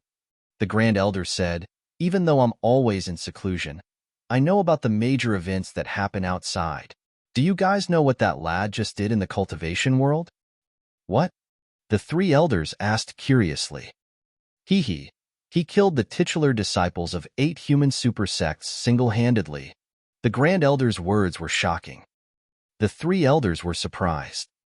Elder 4 said, "It's no wonder why I sensed a sharp killing intent and an aura of invincibility from that lad. So, he actually has such terrifying combat strength. It's no wonder why he attracted the attack of a half-martial ancestor." Elder 3 nodded. Titular disciples of supersects of the human race are not easy to deal with. They can even fight against dragons of the same cultivation realm. Actually, that's nothing much. Elder 2 was indifferent and said, "If our dragon paragons of the younger generation head out, they would be able to suppress the titular disciples of the human race as well." Foo-foo. The Grand Elder suddenly laughed. "Big brother, what are you laughing at?" Elder 2 asked. The Grand Elder said faintly, "Have you guys heard of the catastrophe that happened in Myriad Phenomenon City more than 100 years ago?" "I've heard of it." Elder 2 nodded. "I heard that some treasures appeared and the god and Rakshasa race sent their clansmen and paragons in. To think that they would meet with a massive calamity and wound up killed by a monster incarnate of the human race." At that point, Elder 2's expression changed as he asked, "Big brother, are you saying that this lad is the monster incarnate of the human race from back then?" "It's him." The Grand Elder nodded. "Pissed?" The three elders gasped slightly. They were well aware of the strength of the god and Rakshasa race. Even their dragon race might not be able to win against the two races. Elder 3 frowned. "He's severely injured this time round. I wonder how much combat strength he can recover after his injuries are healed." "That's right. After all, he has lost many of the methods of the human race. Coupled with the fact that his bloodline is impure, his combat strength will be greatly reduced." Elder 2 nodded as well. Suddenly, Elder 4 asked, "Big brother, do you intend to make him the young master of our Illumination Dragon lineage?" The Grand Elder did not comment and said, "My intentions make no difference. The key is that he has to prove himself. In our dragon race, whoever is stronger will be respected. He's an outsider. It'll be difficult for him to assimilate into the dragon race within a short period of time." Elder 4 was a little worried. A crafty glint flashed through the Grand Elder's eyes as he continued, "That's why I got that WIRM to head to the Primordial Divine Spring with him. Apart from giving him a favor, I wanted to incur the displeasure and resentment of the younger generation of the dragon race. He'll definitely be in trouble when he comes out of the Primordial Divine Spring. This will also be a test for him. We'll know very soon whether he's a dragon or a worm." "Big brother, you sure are wise." The three elders stroked their beards and praised. This test might not be enough." The Grand Elder thought for a moment, and the turbidness in his eyes had long disappeared. They shone with a crafty glint as he continued, "Right. Wasn't Long Yin engaged to that girl from the Hornless Dragon lineage previously? Since this lad is replacing Long Yan's position, he will have to take on that engagement as well." "Big brother, that girl from the Hornless Dragon lineage has a fiery temper and dares to go against anyone. Back then, she did not agree to this marriage and came over to our side to end it. If Long Yin hadn't died, something else might have happened because of this matter." Elder 4 said with a lingering fear, "If that girl finds out that her fiancé was changed to a dragon with an impure bloodline, she'll definitely wreak havoc on the Illumination Dragon lineage. Isn't that perfect? Let that lad deal with it." The Grand Elder said with a smile, "Big brother, you're truly the most savage." The mouths of the three elders twitched as they raised their thumbs. Chapter 1060, Primordial Divine Spring. Chapter 1060, Primordial Divine Spring. They passed through many buildings under the lead of Long Yin. Along the way, they encountered many dragons with powerful auras and ferocious gazes. Clashes and fights could be seen everywhere. The bloodline of the dragon race was incomparably terrifying to begin with. Even if they were injured all over, they would recover after resting for a day or two as long as their organs were not injured. After the repeated clashes, every single dragon carried an iron-blooded killing intent that tempered their melee combat techniques. Su Zimo was secretly speechless. In such a cruel environment, it would be difficult for him to not be strong. Many dragons of the Illumination dragon lineage had normal expressions when they looked at Long Yin.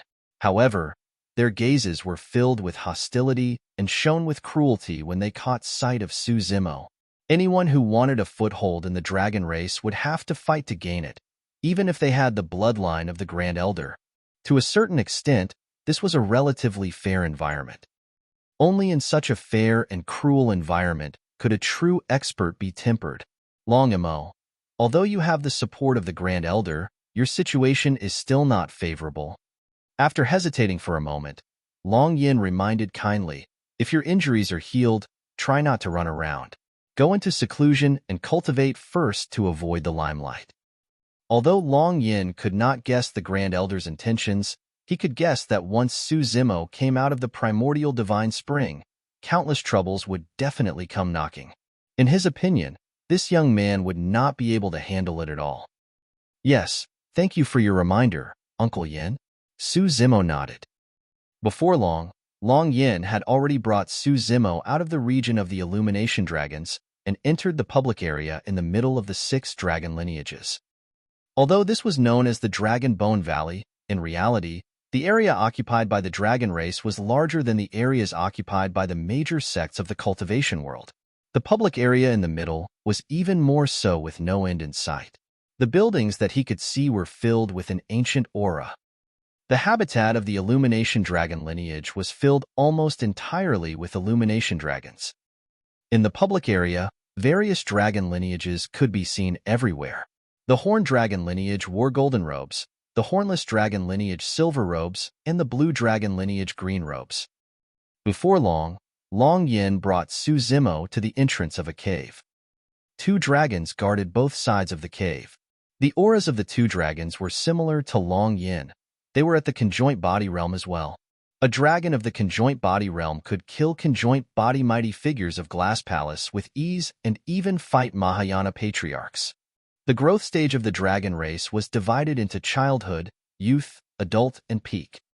Typically, the strength of a childhood dragon corresponded to the chi condensation to nascent soul realm of the cultivation world. A young dragon corresponded to the nascent soul to dharma characteristic realm. An adult dragon was at the conjoint body realm. A peak dragon was at the Mahayana realm. It was clear how important this place was for 2 adult dragons to guard this cave. Long Yin took out a fiery red badge with the Illumination Dragon tattooed on it.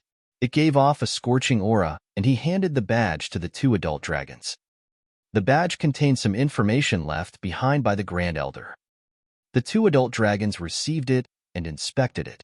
They looked at Su Zimo with surprise before nodding. Go on in.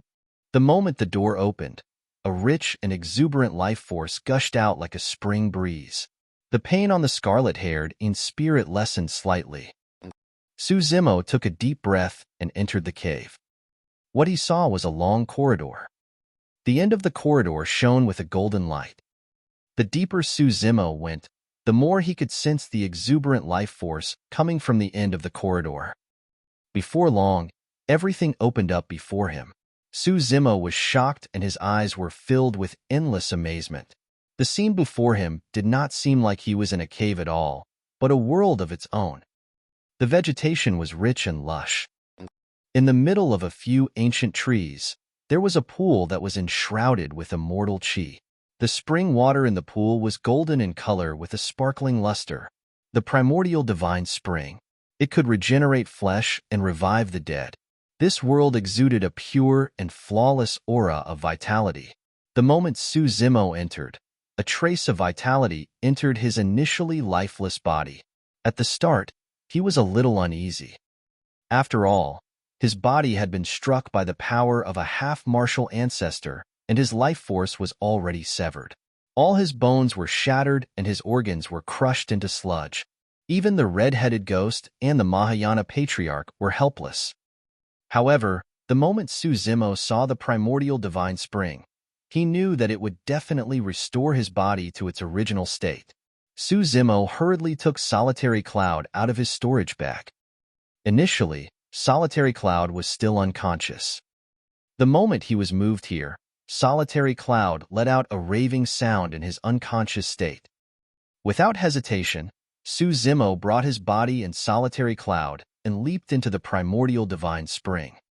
The two bodies were immersed in the golden divine spring, and endless life force surged into their bodies, nourishing and repairing their bodies with rich life essence. Compared to Su Zimo, solitary cloud's injuries were lighter. Su Zimo could clearly see the golden divine spring gushing into solitary cloud's chest wound within a few breaths after he soaked in the primordial divine spring. Solitary cloud's heart was shattered by Di Yin's palm, but now, solitary cloud's heart was healing at a visible speed under the nourishment of the primordial divine spring.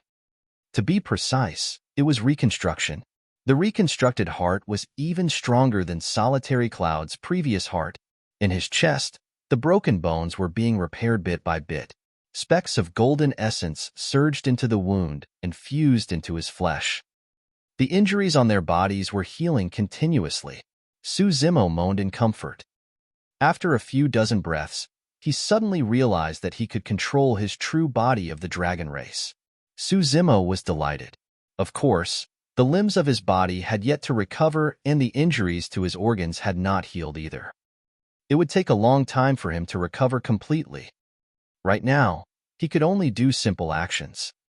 Lowering his head, Su Zimo wolfed down a huge ball of water from the golden divine spring. The surging life essence flowed down his throat into his body and exploded instantly. The wounds on the scarlet-haired Yin spirit were healing bit by bit as well. Su Zimo felt as though he was lying on a warm bed, and the coldness in his body was dissipating bit by bit. He had never felt so comfortable before. A strong sense of fatigue surged into his heart. Ever since he came out of Thousand Demon Valley, he had been through battles such as the Thousand Crane Tea Party and the Dao Inheritance Ground. He was even hunted by a half-martial ancestor and had barely rested. At this moment, he suddenly wanted to have a good rest. At the very least, this was the Dragon Bone Valley, and there would be no danger here. What he wanted to do was to conserve his energy and prepare for the challenges ahead within the dragon race. At that thought, Su Zimo laid down in the primordial divine spring and fell into a deep sleep. Chapter 1061. Looking Forward to the Reunion. Chapter 1061. Looking Forward to the Reunion. Bottom of the Dragon Burial Valley. Standing in the hall, Su Zimo looked at the two lines of words on the wall in a daze. To become one of the greatest, you have to work on the foundation and be willing to take hardship and serve others. Once the fog fades, the radiance shall illuminate through the entire world.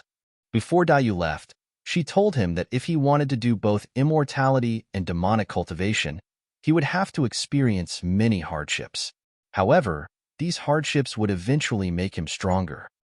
She divined heavenly secrets and long knew that Su Zimo would encounter a great calamity one day that would lead him to the bottom of the Dragon Burial Valley, hence the statement left behind. However, even she would not have expected that Su Zimo would return to this place 100 years later after suffering even more. Even his body was almost destroyed. Su Zimo had never regretted it. He wanted to create his own Tao. It was not only for the lives of the world, but also for himself. He looked forward to his reunion with Dayu.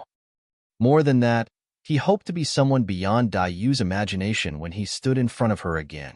That will definitely be interesting. Su Zimo smiled gently. In his heart, he not only wanted to be praised by Dayu, he wanted to catch sight of unprecedented joy and surprise in her eyes. A moment later, the smile on Su Zimo's face faded as he sighed. He did not know how long he would have to wait to see Dayu. Initially, Su Zimo thought that as his cultivation increased, he would definitely be getting closer to Dayu. However, as his cultivation deepened, he realized that Dayu was beyond his reach. It was unknown. Although he had already entered the Void Reversion realm, he could not deduce or sense Dayu's cultivation level. Was she at the Mahayana realm? The Tribulation Transcendence realm? Su Zimo shook his head slightly and denied those two guesses. Perhaps it might be beyond his current knowledge. Su Zimo took a deep breath and composed himself. No matter what, he had to continue on his path. He was not clear about the situation with his true body of the dragon race. Ever since his true body of the dragon race entered the Dragon Bone Valley, he could no longer sense it. This was a good situation. The two essence spirits cultivated separately without interfering with each other. Otherwise, they were bound to be affected if they knew everything that happened to their counterparts. Both essence spirits were Suzimo and came from the same source. Suzimo had a mysterious feeling that he could still establish a connection with the scarlet-haired Een spirit as long as he wanted to. Of course, from now on, he would not alarm his true body of the dragon race unless necessary. It must be the same on the other end. Although he did not know what happened to his true body of the dragon race in the Dragon Bone Valley, Suzimo guessed that it should not be a problem. As long as he could enter the primordial divine spring and recover his physique and bloodline, he would definitely be able to gain a foothold in the dragon race with his true body. The most important thing for the black-haired essence spirit was to reconstruct his body. Suzimo recalled what his master, Extreme Fire, had told him back in 100 Refinement Sect about the storage bag and could not help but smile bitterly. Master Extreme Fire's words came true. He truly required the storage bag. Initially, Suzimo thought that Master Extreme Fire had a premonition. A few days ago, he found out that Monk Yuan Bei had discussed this matter with Extreme Fire when he saved the latter at the bottom of the Dragon Burial Valley. Suzimo took out the storage bag given to him by Master Extreme Fire and carefully recalled the scene of the latter reconstructing his bones and body. He only made a move when he was absolutely certain he had no doubt about every single detail. There was a prerequisite before he could reconstruct his body. He required fire hot enough to smelt the top-grade materials in the storage bag. Given Suzimo's current cultivation, he could not achieve that. Back in 100 Refinement Sect, Tao Lord Extreme Fire had only achieved this goal through the Earth Core Fire in the hall as well. He had to look for help. Monk Yuan Bei did not have much lifespan left, and it would be best if he did not make a move. The only one who could help was the red-headed ghost. At that thought, Suzimo carried his storage bag and walked towards the cemetery. "Lad, are you here to talk to me?" Before he got close, the red-headed ghost's voice sounded. "Lad, you've already suffered so many blows at such a young age. It's only natural for you to be disheartened and take things too hard. Let me tell you, you've made the right decision to have a heart-to-heart talk with me. I've been sitting here all these years, and I'm the best at giving guidance to others." The red-headed ghost started nagging again. He had been at the bottom of the Dragon Burial Valley for more than 10,000 years, and he and Monk Yuan Bei were the only ones for more than 9,000 years. The most frightening thing was that Monk Yuan Bei had been cultivating in silent meditation the entire time. In other words, the red-headed ghost did not even have anyone to speak to. One could imagine how he managed to survive for more than 9,000 years. It was understandable why he was in his current state. Fortunately, Dayu barged into this place later on and snatched away the Soraka flower, breaking the silent meditation of Monk Yuan Bei. Otherwise, the red-headed ghost might have gone mad. "Red-headed ghost, let me tell you something important." Suzimo went straight to the point. "I intend to reconstruct my body. Help me condense a ball of flames and melt some natural treasures." "What's the use of reconstructing a body?" The red-headed ghost pursed his lips. "Let me tell you, this essence spirit of yours can just be used as a clone for casual cultivation. In any case, you still have a true body of the dragon race." The red-headed ghost wanted to turn Suzimo into a dragon completely, but that was against the latter's bottom line. Suzimo frowned slightly. There's no need to mention that again. Now that the scarlet-haired Een spirit is with the dragon race, it naturally belongs to the dragons. However, I've got my own plans for this essence spirit. "You have your own plans, so why are you looking for me?" The red-headed ghost raised his brow. "Are you going to help?" Suzimo asked. "Wow, you're threatening me." The red-headed ghost sneered. "So what if I don't help? Then I won't talk to you anymore," Suzimo said seriously. That was a most childish statement of pique that was commonly used among children. However, it was extremely lethal to the red-headed ghost. "No," the red-headed ghost said hurriedly. "Rascal, all you know is how to threaten me. Isn't it just condensing flames? I'll help you, all right?" As he said that, the red-headed ghost flicked his finger and a small scarlet flame appeared on his fingertip, fluttering as though it could extinguish at any moment. Although Suzimo was skeptical, he still took out a lava crystal. He controlled the lava crystal with his spirit consciousness and placed it on the small flame. Chi! A green smoke accompanied it. In the blink of an eye, that top-grade bone-tempering material was burned to ashes by that small flame. Suzimo. Completely oblivious, the red-headed ghost boasted to Suzimo smugly. How? The power of this flame is decent, right? Suppressing the urge to curse, Suzimo glared and grit his teeth. Reduce the power of your flame. Sure, no problem. The red-headed ghost agreed readily. The flame dimmed significantly. Suzimo took a deep breath and took out another lava crystal, placing it carefully on the flame. Swoosh! Instantly, a flame ignited on the lava crystal. However, the lava crystal only managed to last 3 breaths before it turned into ashes right in front of Suzimo again. Suzimo's face darkened. 2 top-grade treasures were burned away by the red-headed ghost just like that. Reduce the power even more? Grinding his teeth, Suzimo spat out a few words. The red-headed ghost waved his hands repeatedly and shook his head. I can't make it go lower. This is the weakest.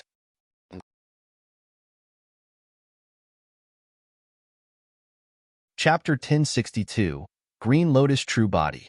Chapter 1062, Green Lotus True Body. Suzimo put away his storage bag and turned to leave. Suzimo did not know if the red-headed ghost truly did not have the capability or if he was pretending to be dumb, but he no longer wanted to waste time with the latter. Hey, lad, don't go. The red-headed ghost shouted from behind. Suzimo turned a deaf ear and hurried back to the main hall, deep in thought. He had no chance of getting help, unless he went to 100 Refinement Sect and sought the help of Master Extreme Fire. However, the North region was too far away from the Middle Continent, and he was only left with a single Essence Spirit. It was truly extremely dangerous for him to cross a major region to reach 100 Refinement Sect. Earth Core Fire, Earth Core Fire. Suzimo murmured softly, and a thought flashed through his mind. The underground volcano beneath the Great Shin Ruins. Back when he arrived at the Great Shin Ruins, he accidentally discovered a spirit pool in an underground palace. There was a secret passage beside the spirit pool that led deep underground. His encounter with the little fox was deep underground as well. Suzimo remembered that beneath the spirit pool was a world of lava where connate spirit fires that were treated as treasures could be seen everywhere. He had once seen a volcano spewing golden lava upstream. The temperature of that volcano was extremely high. Back in the battle for the vermilion fruit in the Great Shin Ruins, he had relied on the golden lava to kill many nascent souls. Those nascent souls that came into contact with the golden lava were burned to ashes without exception. At that thought, Suzimo left the ancient temple and leaped up, activating the Mingwang prayer beads to form a barrier of light that passed through the thick fog and arrived above the dragon burial valley. Right now, his body was casually created using dermic powers. Although he could move freely, it would disperse after a few blows if he were to fight someone. Suzimo sped in the direction of the Great Shin Ruins. Before long, he set foot on this land once more. Countless otherworldly soldiers were still lingering in the ruins. When they sensed Suzimo's aura, they surged over crazily. However, they stopped in their tracks the moment they approached. Although the otherworldly soldiers did not have any intelligence, they could sense the aura of the Mingwang prayer beads and did not dare to advance, retreating gradually. He saved a lot of trouble with a treasure like the Mingwang prayer beads. Revisiting this old place, Suzimo advanced and found the location of the underground palace based on his memories. In the battle for the birth of the vermilion fruit back then, paragons of the North region gathered and countless were buried here. Even after more than 100 years, this place was still stained with blood. It was clear how tragic the battle was back then. The surroundings were silent, desolate, and terrifying. Ever since that battle back then, very few cultivators had set foot in this place. The underground palace had long collapsed and was reduced to ruins. Standing on the ruins, it was difficult for Su Zimo to find the hidden path that was buried deeply. He frowned slightly and searched the ruins repeatedly. All of a sudden, he heard the sound of flowing water in an inaudible manner. Su Zimo was invigorated and walked towards the sound. Before long, he found the source of the sound of flowing water. He released his spirit consciousness slowly and delved deeper into the ruins. Soon, Su Zimo's eyes lit up. Beneath the ruins, he discovered the spirit pool he had seen previously. Even though more than 100 years had passed and it was buried by the ruins, the spirit pool had yet to dry up with spring water rich in spirit chi flowing outwards. Delighted, Su Zimo followed the spirit pool and found the secret passage from before. He pondered for a moment and did not move the ruins above the spirit pool openly. Instead, he dispersed his dermic powers body. The black-haired essence spirit transformed into a stream of light and created a tunnel as thick as a wrist in the ruins before entering the ground. Although the underground palace had collapsed back then, it did not bury the spirit pool. Instead, there was a space left. Su Zimo found the secret passage and leaped down without hesitation. Before long, he arrived deep underground. Reconstructing his dermic powers body, Su Zimo walked forward. Not long after, his eyes lit up and his vision turned scarlet. Waves of heat surged over. When Su Zimo first arrived at this place, he was still at the Golden Core realm and could not even withstand the temperature outside. He even had to use protection talismans. But now, he had already entered the Void Reversion realm. Although he had lost his physical body, the dermic powers body that he had casually conjured could withstand the heat of the lava. Meandering along the stone wall, Su Zimo turned a corner and saw a relatively larger piece of land in the lava ocean. Back then, Little Fox's mother's corpse was there. Later on, he heard from Little Fox that before she left, she pushed her mother's corpse into the lava so that it would be buried here. Su Zimo continued forward. The underground cave meandered upwards along the lava and the temperature rose continuously. Gradually, Su Zimo noticed a faint golden color floating on the surface of the lava not far away. He was almost there. After a few more turns, Su Zimo stopped in his tracks. Before him was a massive volcano. Golden lava surged at the mouth of the volcano, creating waves that gave off a shuddering aura and a scorching heat. Su Zimo frowned slightly and stopped in his tracks. Strange. Even though the temperature of the golden lava was high, it was extremely easy for him to avoid taking damage from it given his current cultivation realm. However, for some reason, he felt his heart skip a beat as he stood before the volcano. Su Zimo rose slowly and arrived near the mouth of the volcano. He looked down at the surging lava with a bright gaze. He stared for a long time but could not find anything. However, that sense of trepidation gradually disappeared as well, and Su Zimo decided to temper his bones and body here. Opening his storage bag, Su Zimo looked at the many top-grade spirit materials inside and paused in his actions. He sighed internally, lost in his thoughts.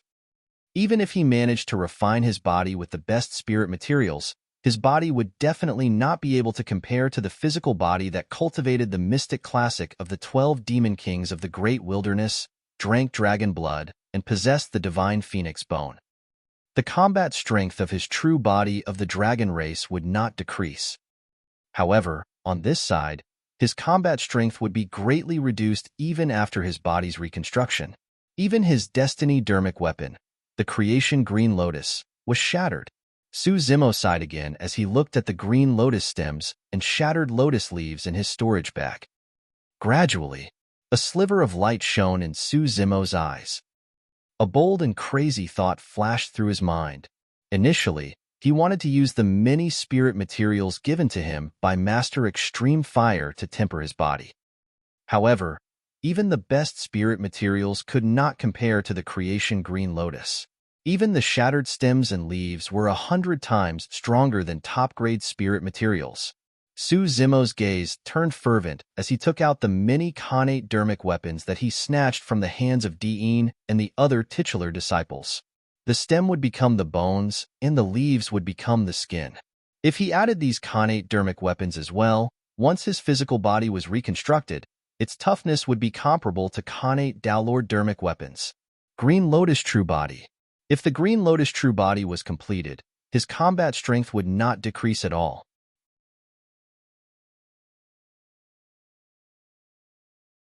Chapter 1063, Unexpected Disaster. Chapter 1063, Unexpected Disaster. That thought invigorated Su Zimo. Initially, he was a little sad that the creation Green Lotus was destroyed. Such a supreme treasure had died before it could grow. But now, if he was able to successfully temper his bones and body based on that idea, he would be able to unleash the full potential of the creation Green Lotus. Furthermore, the creation Green Lotus was not completely destroyed. At the very least, the 54 Green Lotus seeds were undamaged and emitted a resplendent glow. They could still release a killing technique that targeted the essence spirit like the Green Lotus sword. More importantly, the creation Green Lotus was his destiny dermic weapon.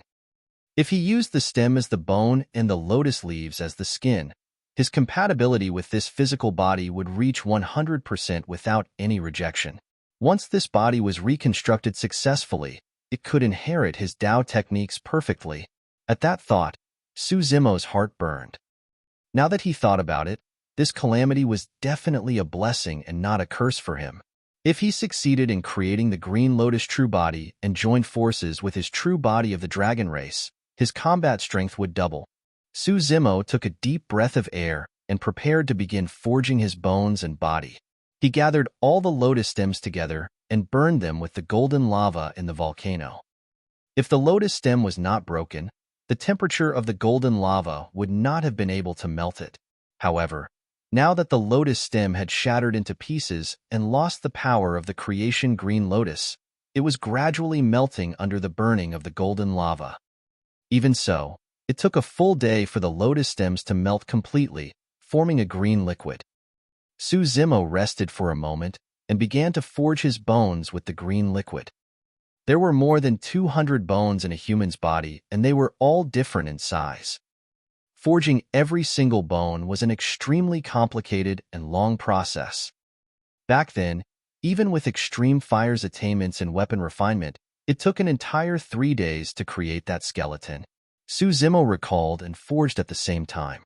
His speed was extremely slow, and he did not dare to rush at all. 3 days passed. Even after expending a lot of effort, he could only create half a skeleton. However, Su Zimo's eyes shone brighter and brighter. He consumed some elixirs and rested for a while before continuing to refine. Another 7 days passed before Su Zimo stopped. In front of him stood a flawless green skeleton that was crystal clear like jade. It could be said to be a work of the gods. Every single bone had a series of patterns that seemed natural, like blooming lotuses. This skeleton was already perfect enough. However, that was not enough. Su Zimo took out the many connate dermic weapons in his storage bag. Dian's Chaos Essence Bell and Dragon Battling Truncheon.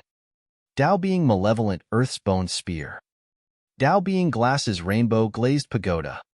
Monk Formless Wooden Fish and Mallet. Dao Being Heavenly Dipper's Saber. Dao Being Zephyr Thunder's Zephyr Thunder Hammer. These connate dermic weapons were the destiny dermic weapons of the titular disciples. Although all the titular disciples were dead, their essence spirit imprints were still on their destiny dermic weapons. If Su Zimo wanted to take them for himself, he had to erase the essence spirit imprints on them. However, that would require an extremely long time. For example, some of the destiny dermic weapons had been refined by the titular disciples for thousands of years. It was completely unrealistic for them to be erased in a short period of time. Su Zimo made up his mind and decided to smelt all the connate dermic weapons into the Green Lotus skeleton. The Green Lotus skeleton that was formed would be tougher and unshakable than those connate dermic weapons. Throughout history, there were extremely few cultivators who had tempered their bones and bodies. To be able to forge bones to such an extent, Zemo was the first person in history to achieve such a feat.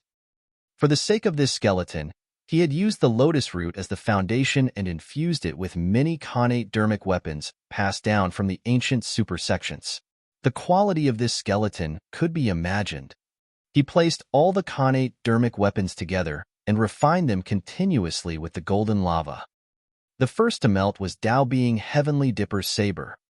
Under the burning of the lava, the essence spirit imprints of many titular disciples dissipated rapidly. The saber was burned red and gradually broke into a few pieces, turning into dark golden liquid. Immediately after, malevolent earth sect's bone spear, monk formless wooden fish and mallet, the zephyr thunder hammer, rainbow glazed pagoda and dragon battling truncheon melted one after another. Only the chaos essence bell remained unaffected. Zemo narrowed his eyes and stared at the chaos essence bell for a moment. From the looks of it, the chaos essence bell was the strongest among the connate dermic weapons.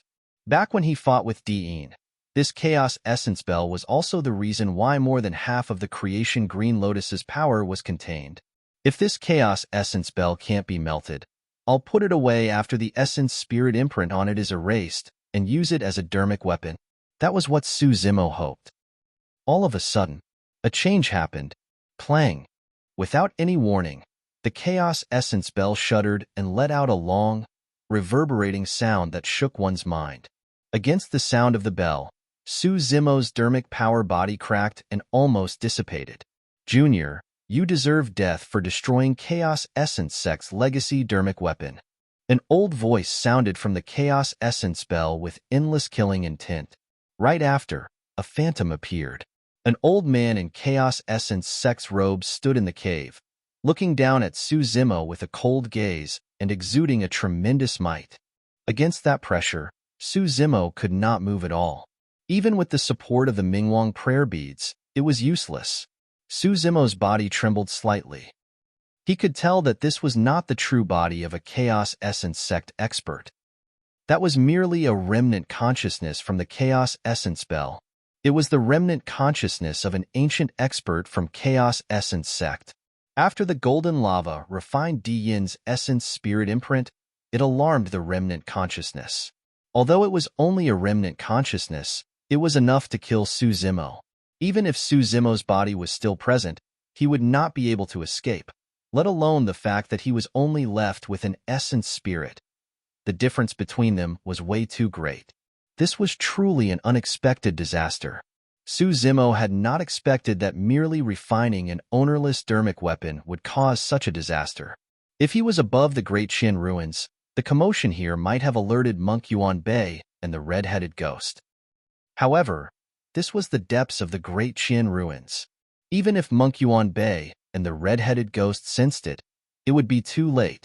In a flash, all sorts of thoughts crossed Zemo's mind, but he felt a sense of helplessness. Seems like I'm destined to meet with such a calamity. In the end, I couldn't avoid it. Zemo sighed. In reality, the moment the bell sounded, it alerted another existence in the cave. In the mouth of the volcano, within the golden lava, there was an almost transparent coffin floating. A peerless beauty laid in the coffin.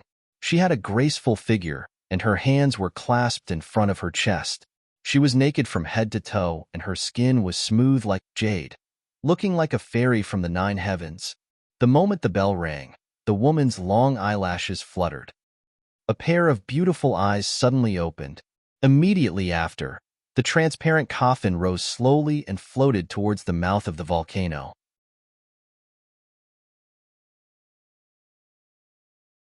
Chapter 1064, Expert's Awakening. Chapter 1064, Expert's Awakening. The juniors of Chaos Essence Sect are already so weak that they can't even protect legacy dermic weapons. The phantom in midair harumphed with a cold gaze. He was merely a remnant consciousness after all, and did not notice that a coffin had already floated up from the volcano that spewed golden lava behind him.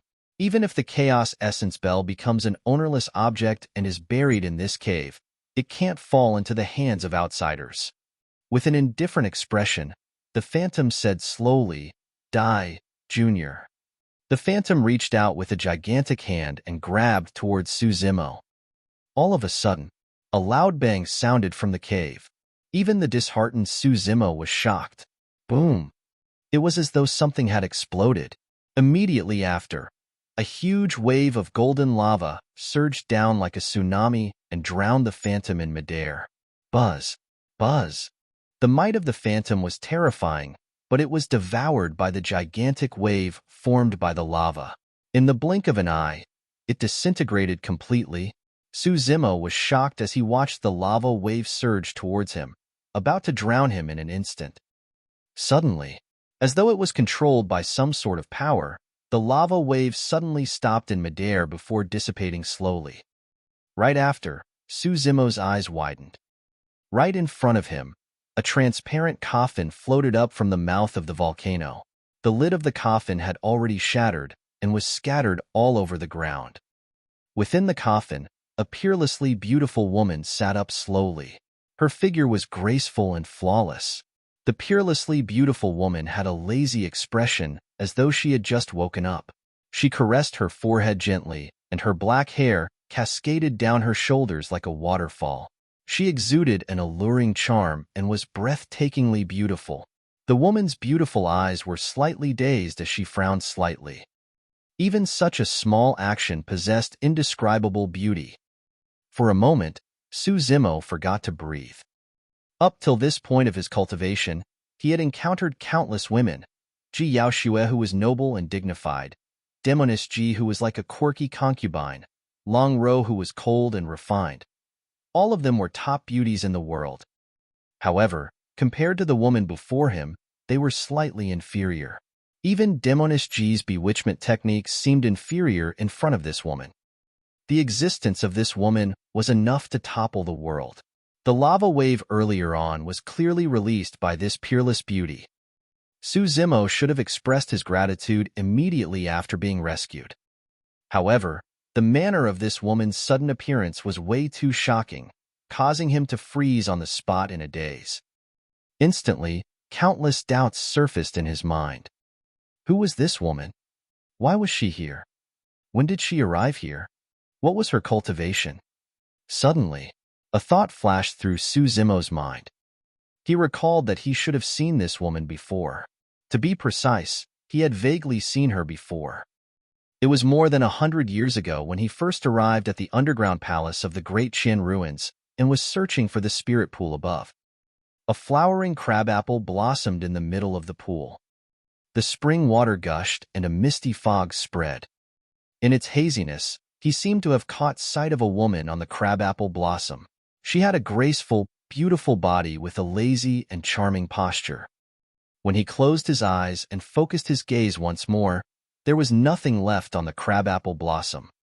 Now that he recalled it, the woman on the crabapple blossom looked exactly the same as the peerless beauty before him. Could the woman before him be in existence from 10,000 years ago? That thought flashed through Suzimo's mind, and he could not help but be shocked.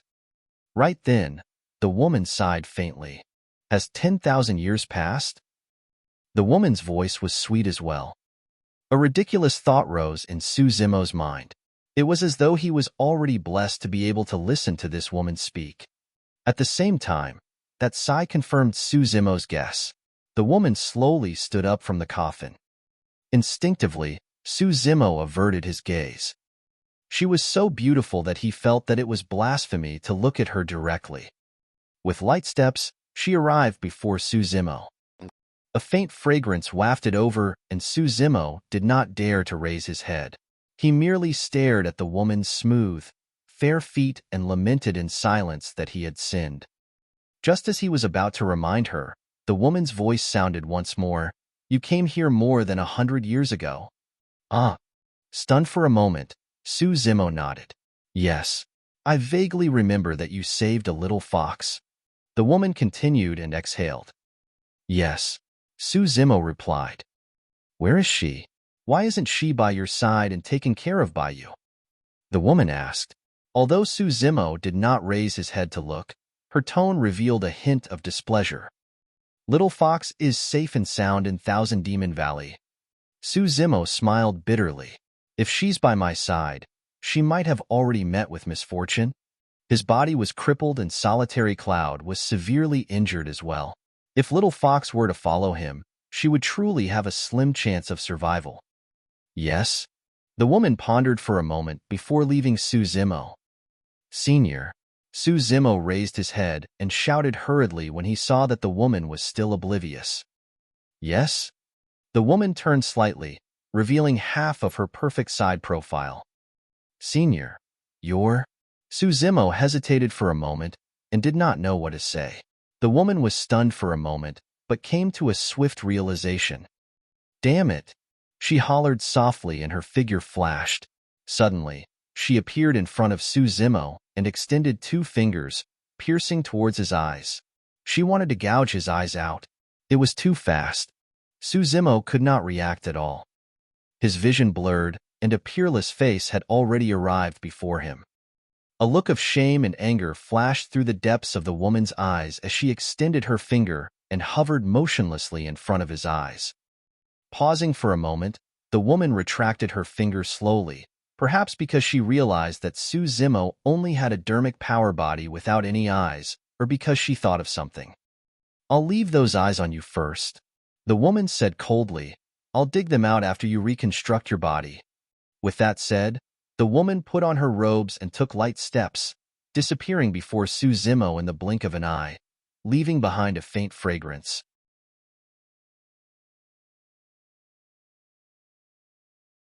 Chapter 1065, Rebirth. Chapter 1065, Rebirth. Although the woman had already left, Suzimo still stood on the spot, lost in his thoughts for a long time. Why was Little Fox the first person this woman asked after waking up? What was her relationship with Little Fox? Or rather, what was her relationship with Little Fox's mother, the fire fox who died here? Suddenly, Suzimo recalled something. Back when he carried Little Fox and leaped into the bottom of the Dragon Burial Valley, the first time he met Monk Yuan Bei, the latter said something to him. That little fox, take good care of her. Don't let her suffer. At that time, Suzimo could tell that the old monk hesitated, as though he had something to say. However, when he wanted to ask, the old monk had already changed the topic and the matter was carried over. Now that he thought about it, the old monk should know about the relationship between this woman and the little fox. There was a high chance that what he did not say back then was related to this woman. The reason why this woman saved him was most likely because of Little Fox. If she saw that Little Fox had suffered or was living a bad life, this woman might really come back to settle things with him. Suzimo shook his head and put those thoughts aside for the time being, continuing to temper his bones. Without the power imprint of the remnant consciousness, the Chaos Essence Bell gradually melted under the heat of the golden lava and fused with the solution of the other Khanate dermic weapons. Suzimo applied the solution to the jade green skeleton at the side bit by bit. The skeleton gradually gained a layer of dark gold color and a metallic texture appeared, making it even more indestructible. After 3 days, Suzimo's many Khanate dermic weapons had already fused with the green lotus skeleton. He melted the lotus leaves once more and enveloped the green lotus skeleton, forming a layer of skin. Success. Although he had yet to nurture his bloodline and organs, Suzimo could already sense a mysterious connection between him and the skeleton before him. Suzimo brought the skeleton with him and returned above. He poured all the spirit herbs and elixirs in his storage bag into the spirit pool. Instantly, rich life force burst forth from the spirit pool, and many spirit materials rose and fell within, turning into surging life force that fused into the water. Without any hesitation, Suzimo placed the green lotus skeleton within. The black-haired essence spirit entered its glabella and took over the consciousness, sinking into the bottom of the spirit pool. An endless stream of life force surged into the green lotus skeleton. At the same time, Suzimo channeled dermic powers with his essence spirit, and the skeleton vibrated continuously. Initially, it was only the sound of bones shuddering. However, as time passed by, the sound of water flowing could be heard from within the skeleton. Splash! His marrow flowed and blood was swapped. Gradually, Pink membranes that were as thin as cicada wings appeared on the green-gold skeleton. Time passed by slowly and flesh began to grow on the membrane, gradually filling up. The outline of Suzimo's face gradually became clearer. The embryonic form of his organs had already been formed within his body. At the bottom of the spirit pool, a green-gold skeleton laid motionlessly. However, the life force within the skeleton was getting stronger. The entire spirit pool almost formed a vortex. The skeleton was like a black hole that devoured all vitality. At that moment, no one in the cultivation world knew that beneath the ruins of Tianhuang Mainland's north region, the number one monster incarnate that had caused countless paragons to tremble in fear was experiencing a rebirth. Both true bodies were undergoing a rebirth. A month later, under the cover of the Great Qian ruins, there were no ripples in the spirit pool, and it was filled with withered leaves and spirit herbs. The spirit pool had not dried up for 10,000 years and was filled with spirit qi. However, after just a month, there was no longer any spirit qi in the spirit pool, and it was a dead cesspool. All of a sudden, ripples appeared on the initially calm water surface. A figure rose slowly and became clearer. Swoosh! The sound of water echoed as a figure broke out of the water and stood in midair. It was a perfect body with a slender, streamlined figure. Its skin was tender like a newborn baby. The man's black hair hung down and he had a clean, fair face. He had delicate features and his eyes were deep and bright. It was Suzimo who was reborn. Suzimo lowered his head and looked at his body with a hint of joy in his eyes. Although the bloodline and strength of his green lotus true body was far inferior to his dragon true body, it was sufficiently tough and unshakable. A grade 6 creation green lotus could fight against a Khanate Dao Lord Dermic weapon. Right now, the skeleton formed from the lotus stem in many Khanate Dermic weapons was almost equivalent to a Khanate Dao Lord Dermic weapon. Furthermore, his skin was created with the leaves of the creation green lotus. Even if he stood motionlessly on the spot, a void reversion dermic weapon would not be able to penetrate his body. It was even more impossible to injure his tendons and bones. Suzimo put on his green robes once more and tore through the ruins towards Dragon Burial Valley. He intended to enter seclusion at the bottom of the Dragon Burial Valley for a period of time.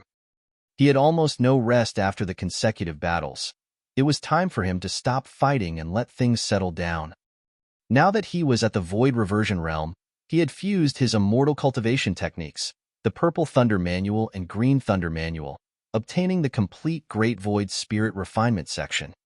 After cultivating this immortal cultivation technique, his combat strength would increase once more. After browsing through the Void Reversion Sutras of Daming Monastery and Fahua Monastery at the bottom of the Dragon Burial Valley, his combat strength would increase further.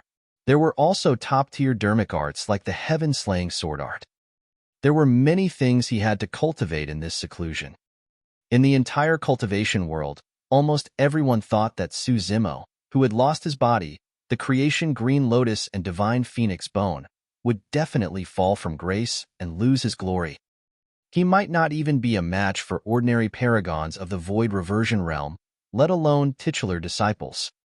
However, no one knew that the day Suzimo came out of seclusion would be the day the number one monster incarnate of history returned. Even if he were to face many more titular disciples, he was still strong enough to suppress all of them. Arriving at the edge of Dragon Burial Valley, Suzimo leaped down. This ravine was filled with many terrifying powers. However, this time round, Suzimo did not circulate any dermic weapons and allowed the mixed powers to surge through his body. The Green Lotus True Body was completely unharmed. Boom! In the blink of an eye, Suzimo had already fallen to the bottom. He was about to return to the ancient temple when he paused and frowned. There were many legends about the Dragon Burial Valley. The most terrifying thing was that a conjoint body mighty figure entered and did not manage to come out alive.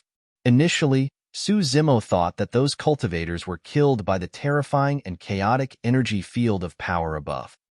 But now, he gradually realized that something was amiss. The power above could not even rattle his Green Lotus True Body. How could it kill a conjoint body mighty figure? Who killed the fallen conjoint body mighty figure in the legends? Who killed the cultivators who fell in the Dragon Burial Valley in the legends? Was it Monk Yuan Bei or the red-headed ghost? Although the two of them did have the ability, it seemed like they had no reason to kill anyone.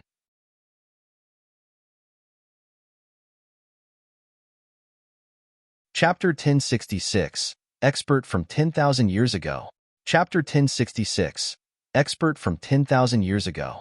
Su Zimo turned around slowly and looked at the valley behind him. He suddenly recalled something.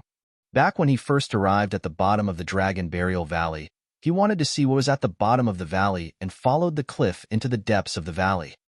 The valley meandered, and before long, he saw a pile of corpses. Later on, he was haunted by evil ghosts and almost died. Thankfully, Mingjin arrived in time and saved him. After that, he had not been to the end of the valley. Now that this question flashed through his mind, Su Zimo pondered for a moment before continuing along the craggy stone wall towards the depths of the valley. Before long, he saw the scene from before once more. Corpses were strewn everywhere. In fact, some of their bodies were perfectly preserved for 10,000 years without rotting. A few drops of fresh blood were splattered on the walls around him. Back then, the energy contained within those few drops of blood nearly killed Su Zimo. But now, when Su Zimo's gaze landed on the few drops of blood, he only felt a slight discomfort before he adapted to it. He paused for a moment before continuing forward. All of a sudden, a gust of cold wind blew. A woman with disheveled hair and white robes that were stained with blood appeared behind him. Her eyes were blind, and she stuck out her scarlet tongue. More than 100 years ago, his cultivation was crippled and he was almost killed by this evil ghost. But now that he was at the Void Reversion realm with the title of Dao Being, he was considered an expert in the cultivation world. How could he be injured by a mere evil ghost? Humph! Su Zimo did not even turn back as he hollered, "How dare you show yourself? I'll help you reincarnate today." Whoosh! The Mingwang prayer beads on his left wrist shone brightly and enveloped the white-robed female ghost instantly. Endless golden light pierced through the white-robed female ghost's body like sharp swords, creating holes. Blood flowed out of the white-robed female ghost. The malevolent chi and the evil ghosts condensed here had flesh and blood.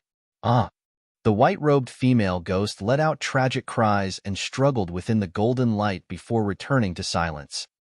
A soul wisp reincarnated and dissipated into the world.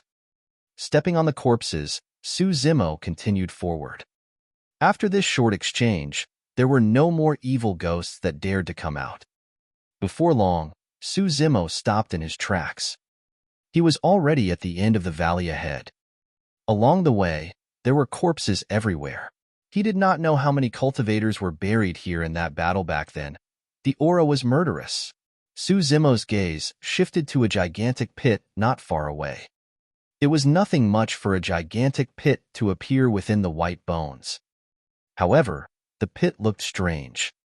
The soil on the surface of the pit was slightly moist, as though it was soaked in blood and was dark red. It was as though the gigantic pit was initially filled with fresh blood. However, as time passed by, the fresh blood had dried up, leaving behind such a deep pit. Suddenly, a vague thought flashed through Su Zimo's mind. However, when he wanted to capture it, the thought disappeared. There were no other oddities in the vicinity. Su Zimo shook his head and turned to leave. Before long, he returned to the ancient temple. He headed straight for the cemetery in the backyard of the main hall. Coincidentally, Monk Yuan Bei was there as well, chanting sutras silently to purify the souls in the cemetery. When he saw Su Zimo's return after reconstructing his body, Monk Yuan Bei smiled and nodded. TSK, this body is truly not bad. The red-headed ghost's voice sounded from the depths of the cemetery. Such a praise from the red-headed ghost was proof of how strong the green Lotus true body was. Su Zimo hesitated for a moment and decided to reveal the encounter with the woman at the bottom of the Great Qian ruins. "Master, do you know who that woman is? If I'm not wrong, she should be consort you of the Great Qian Empire back then." Monk Yuan Bei sighed gently. She's probably the only person left from the great Qin Empire. Consort Yu? Su Zimo muttered softly. When he thought about that woman, she possessed fair, cold skin that was indeed breathtaking like jade. Monk Yuan Bei said, Consort Yu was originally immortal, but she was extremely beautiful and had a fairy-like appearance that could topple countries and cities. When the emperor of the great Qin Empire met her, he was shocked and invited her into the palace to be conferred the title of Consort Yu. From then on, all the concubines paled in comparison to her. Although she was conferred as a consort, he did not dare to offend her at all and treated her with respect. He hoped that one day, Consort Yu would fall in love with him. The Great Qin Empire was vast and was considered the largest faction in the North region back then. Within its territory, there were 2 Buddhist monasteries, Daming Monastery and Fahua Monastery. The Emperor of Great Qin could be considered as the person with the most authority back then. Even so, he could not obtain the heart of Consort Yu. Monk Yuan Bei said, Consort Yu resided deep in the palace and was unwilling to fight with the other concubines, so she was alone the entire time. Afraid that she might be bored, the Emperor of Great Qin captured a spirit fox to accompany her. The mention of that had Su Zimo's heart skipping a beat. As though he could read Su Zimo's mind, Monk Yuan Bei nodded. The fire fox that died beneath the Great Qin ruins was the spirit fox that accompanied Consort Yu. Consort Yu had an extremely close relationship with the spirit fox, and Little Fox was the latter's child. That was why I reminded you not to let Little Fox suffer. Suddenly, Su Zimo was enlightened. Back when the spirit fox died and Consort Yu woke up, she felt guilty towards the latter and shifted that guilt onto Little Fox. In her heart, Little Fox probably became her only kin. Su Zimo asked, since Consort Yu is immortal, how is she so strong? Monk Yuan Bei said, before entering the palace, Consort Yu was immortal. After entering the palace, she had the chance to come into contact with many cultivation dermic formulations before realizing that she had a spirit root and was extremely talented. She advanced to the conjoint body realm in just 2,000 years. Pissed? Su Zimo took a deep breath.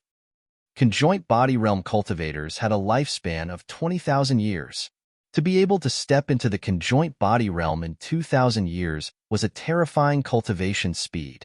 Pondering for a moment, Su Zimo asked, when Consort Yu's cultivation advanced to that stage, it was even more unlikely for her to accede to the Emperor of Great Qin, right? Monk Yuan Bei nodded, but shook his head. I'm sure Consort Yu was touched by the fact that he waited for her for 2,000 years. Monk Yuan Bei said, otherwise, given her cultivation and strength, even the Emperor of Great Qin might not have been able to stop her if she wanted to leave. What happened later on? Su Zimo asked. Monk Yuan Bei was silent for a moment as a look of sadness flashed through his eyes. Later on, the Emperor of Great Qin did something that incurred the wrath of the heavens and the hatred of humans, causing Consort Yu to give up on him entirely. That incident led to the catastrophe 10,000 years ago and the subsequent destruction of the Great Qin Empire.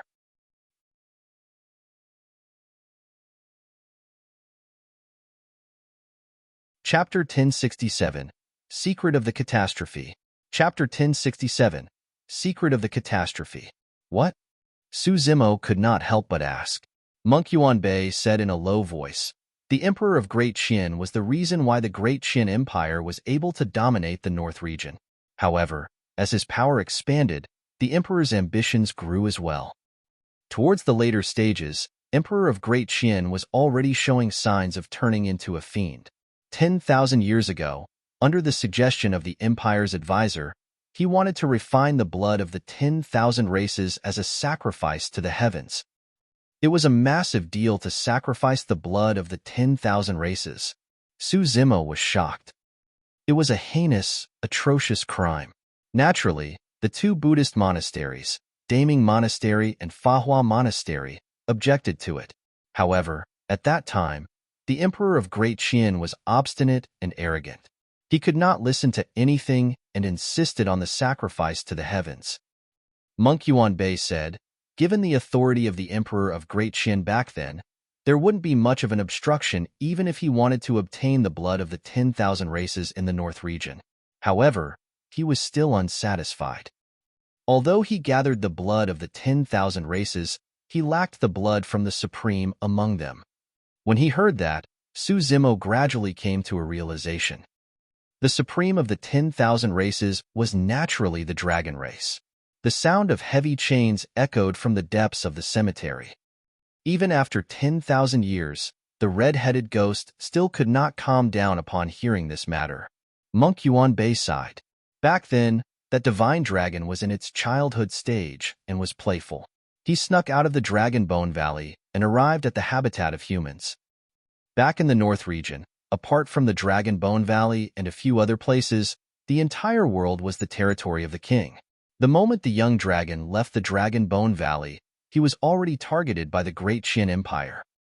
Right then, a tall figure stood up from the depths of the cemetery and walked slowly towards Su Zimo and Monk Yuan Bei with a pained expression. The red-headed ghost grit his teeth. Yenner lost his mother when he was young, but he had a pure heart and lacked the bloodthirsty nature of the dragon race. At that time, there was a great drought in the western border of the Great Qin Empire, and the families there had no harvests at all. They were starved to death, but no one in the empire paid attention to them. Yenner could not bear it and secretly cast a dermic art to send down rain showers to save countless lives. At that point, the red-headed ghost's eyes turned red as he said hatefully. However, his actions only served to agitate the Dog Emperor even more. He felt that his authority was being challenged and captured Yenner into the palace. The red-headed ghost shuddered and could not continue. Given Emperor of Great Qin's authority back then, one could imagine how much torment this young dragon would suffer in the palace. Monk Yuan Bei continued, at that time, even the citizens of the Great Qin Empire went into a frenzy, thinking that their emperor could reign over the 10,000 races and rule over Tianhuang mainland. In the palace, no one dared to go against the emperor's authority. Consort Yu was the only one who stood out. She had never pleaded for anything from the emperor of Great Qin. However, at that moment, she beseeched him to let the young dragon and the 10,000 races off. Su Zimo could guess the outcome even without Monk Yuan Bei saying it. The emperor of Great Qin did not agree. That young dragon also died within the palace. It was also because of this that the red-headed ghost caused the capital to be ruined into ashes overnight with countless lives lost. Su Zimo glanced sideways and his heart skipped a beat. Unknowingly, the red-headed ghost who was always laughing and scolding was already in tears. No matter how many people he killed, his child would never return. Nobody could understand his pain. When Su Zimo heard of this matter for the first time, he abhorred the evil dragon that destroyed the Great Qin Empire, 2 Buddhist monasteries, and countless lives. Even later on, when he guessed that the red-headed ghost was that evil dragon, he did not have a good impression of the latter. It was only now that he realized that the red-headed ghost was to be pitied as well. The final bit of resentment he had towards the red-headed ghost had vanished as well. If Xiaoning were to suffer such a situation, he would probably do something even crazier than the red-headed ghost. The originator of this calamity was not the red-headed ghost to begin with, but the Emperor of Great Qin. He ruled over the North region and was arrogant and domineering. He thought that he could suppress the 10,000 races and even trample the dragon race beneath his feet.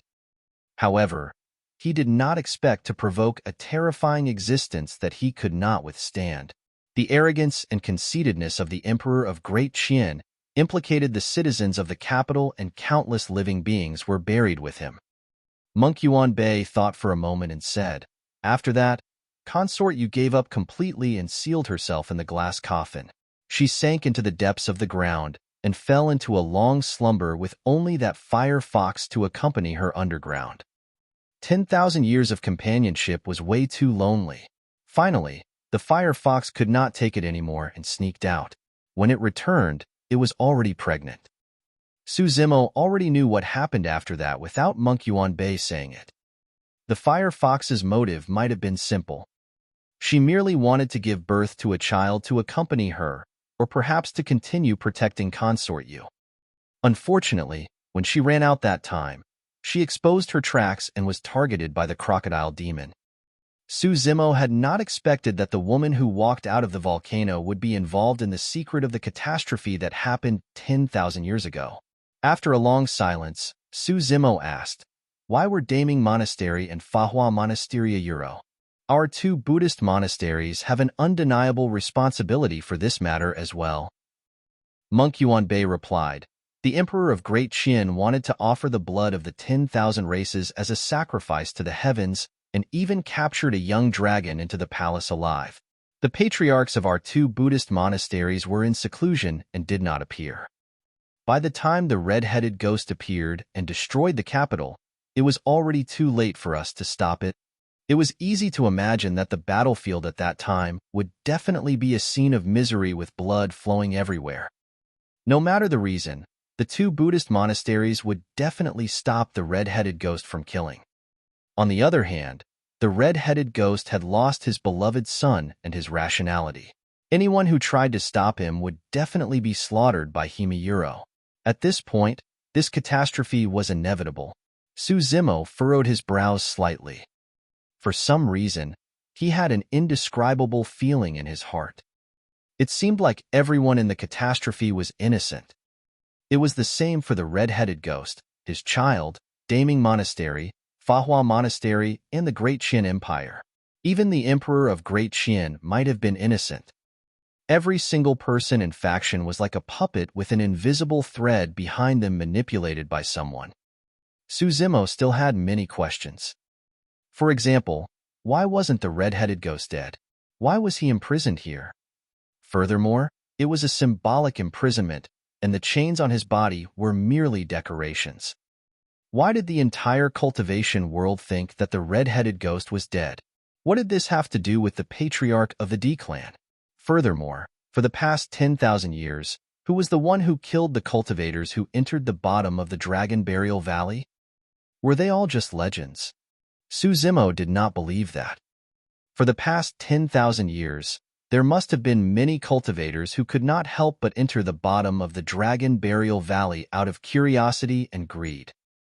However, more than 100 years ago, when Su Zimo jumped down, there were only 3 people at the bottom of the valley: Monk Yuanbei, the red-headed ghost, and Mingzhan. If those people were already dead, how did Mingzhan survive? Su Zimo felt that there was an extremely crucial lead that was missed out.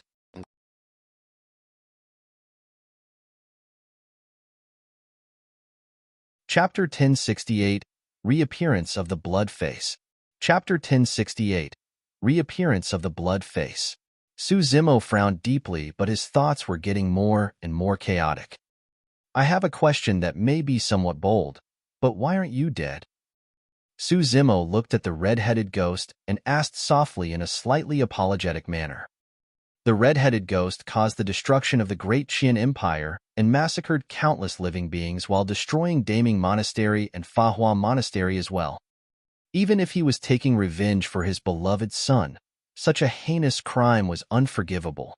How could he have survived the catastrophe 10,000 years ago?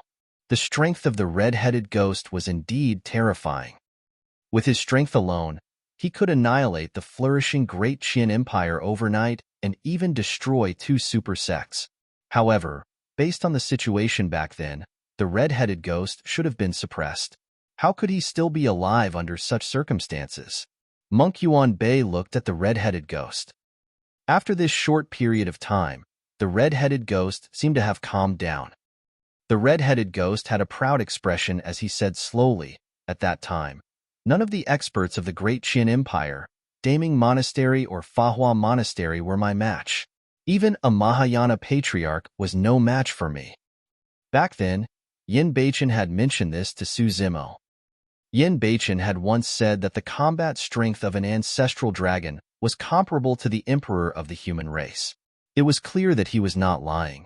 After a huge battle, emperors of the human race were finally alerted, and the Dharma Emperor of Fahua Monastery rushed over. At the mention of the Dharma Emperor, the red-headed ghost retracted the pride in his eyes and said with a solemn expression, "Back then, no one could stop me, not even emperors of the human race. I fought a huge battle with the Dharma Emperor, and both of us were severely injured. It was an internecine outcome. After a slight pause, he frowned slightly with a cold harumph. When I was at my weakest, the patriarch of the D clan appeared and ambushed me while I was severely injured. It was easy to imagine how much danger he faced after he was severely injured in the battle against the Dharma Emperor and ambushed by a Mahayana patriarch thereafter. It was no wonder why the red-headed ghost hated Chaos Essence sect and the D bloodline. More than a month ago, not only did he severely injure the D clan's half-martial ancestor, he even killed that conjoint body mighty figure of Chaos Essence sect. However, from the perspective of Daming Monastery and Fahua Monastery, the patriarch of the D clan's actions could be considered as helping them. That was the reason why monk Yuan Bei did not stop Di'in from coming to the Dragon Burial Valley to read the mystic Dermic Lotus Sutra more than 100 years ago. The red-headed ghost continued. I fought here consecutively and turned the world upside down. I fought against the Dharma Emperor and was severely injured. Later on, I was severely injured by the patriarch of the D clan and would have died. Everyone who witnessed that thought that I was dead for sure. However, no one expected that the Dharma Emperor would hide the truth from all the cultivators and made a decision for me to survive. At the mention of that, the red-headed ghost's eyes were filled with endless emotions and respect. Given his haughty nature, it was truly rare to see a hint of respect in his eyes. The red-headed ghost said, "To be precise, the Dharma Emperor sacrificed himself to let me live." Monk Yuan Bei sighed. The Dharma Emperor was in his later years and did not have much lifespan left. Therefore, he sacrificed himself and released supreme dermic powers to save the red-headed ghost and forcefully extend the latter's life. Why? Su Zimo asked instinctively. The red-headed ghost's expression dimmed as he lowered his head. I asked the same question back then. I still remember every single word that the Dharma Emperor replied. Su Zimo listened intently. Patron Long Ran, you're not to blame for this catastrophe. You're also a victim. The reason why I saved you is because I hope that the dragon race won't start a war with the cultivation world of the North region because of this. I hope that this matter will come to an end and that there won't be any more killing in the North region. Su Zimo was stunned and his eyes were filled with endless shock. He turned around and looked into the depths of the cemetery at the little mound that the red-headed ghost often guarded. A wooden board erected by the little mound had the words Dharma Emperor written on it. In Su Zimo's eyes, the wooden board suddenly appeared so sacred and tall, emitting a Buddha light that could purify the world. That was the true compassion of the Buddhist monasteries. That was the true magnanimity of an emperor of the human race. Even though the red-headed ghost committed such a heinous crime, as an emperor of the Buddhist monasteries, he still chose to forgive. He even sacrificed himself to avoid a greater catastrophe. Monk Yuan Bei said, although the Dharma Emperor was in his later years, he had 10,000 years of lifespan remaining. Yet, he said that even if he took the final step forward, he might not have been able to withstand the might of the heavenly tribulation. As such, he might as well end his life earlier and save countless lives along with it. Even though he was in his later years, he still had a lifespan of 10,000 years. However, the Dharma Emperor gave up his 10,000 years of lifespan to save the red-headed ghost in exchange for peace in the North region. Monk Yuan Bei said, the Dharma Emperor was right. After the news of the red-headed ghost's death spread, the dragon race army arrived and wanted to massacre the cultivation world of the North region.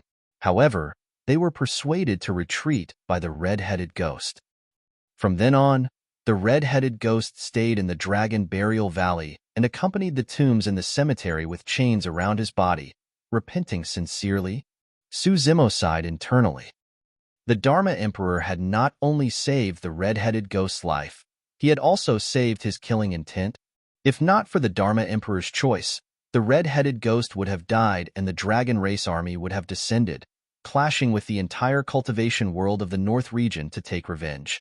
At that time, it would most likely not be a catastrophe for the Great Qin Empire but for the entire North region. Su Zimo could deeply sense that there was a powerful mastermind behind all of this. If not for the Dharma Emperor, the catastrophe of the North region might even develop into a catastrophe in the entire Tianhuang mainland. At that time, everything would be irreversible. Who was the mastermind? D Clan's patriarch? If not for the Dharma Emperor, the red-headed ghost would have been killed by the ambush from the patriarch of the D Clan. The consequences would have been unimaginable. However, Su Zimo had a vague feeling that while the patriarch of the D Clan may have played an important role in this, he was not the true mastermind that manipulated the entire catastrophe. Someone else had instigated this entire catastrophe. After pondering for a long time, Su Zimo suddenly asked, "Master, for the past 10,000 years, countless cultivators have entered the bottom of the Dragon Burial Valley and died. Do you know about it?" "I did not initially." Monk Yuan Bei shook his head. Su Zimo's heart skipped a beat as he understood the meaning behind Monk Yuan Bei's words. Monk Yuan Bei continued, "Ever since that female patron descended to this place more than 100 years ago, I realized that apart from me and the red-headed ghost, there's another terrifying existence hidden at the bottom of the Dragon Burial Valley." At that point, Su Zimo suddenly felt chills run down his spine. The female patron Monk Yuan Bei spoke of was obviously Dai Yu. However, who was that terrifying existence other than Monk Yuan Bei and the red-headed ghost? That terrifying existence is hidden extremely secretly deep in a pool of blood beneath the Dragon Burial Valley. Even the red-headed ghost and I could not sense it. Monk Yuan Bei said, that female patron was the one who captured him. Even after spending 10,000 years at the bottom of the Dragon Burial Valley, Monk Yuan Bei and the red-headed ghost did not know that there was a third person. Who was it? Su Zimo asked. I don't know. I only saw a blood-colored human face appear above the pool of blood the moment the female patron attacked. Monk Yuan Bei said.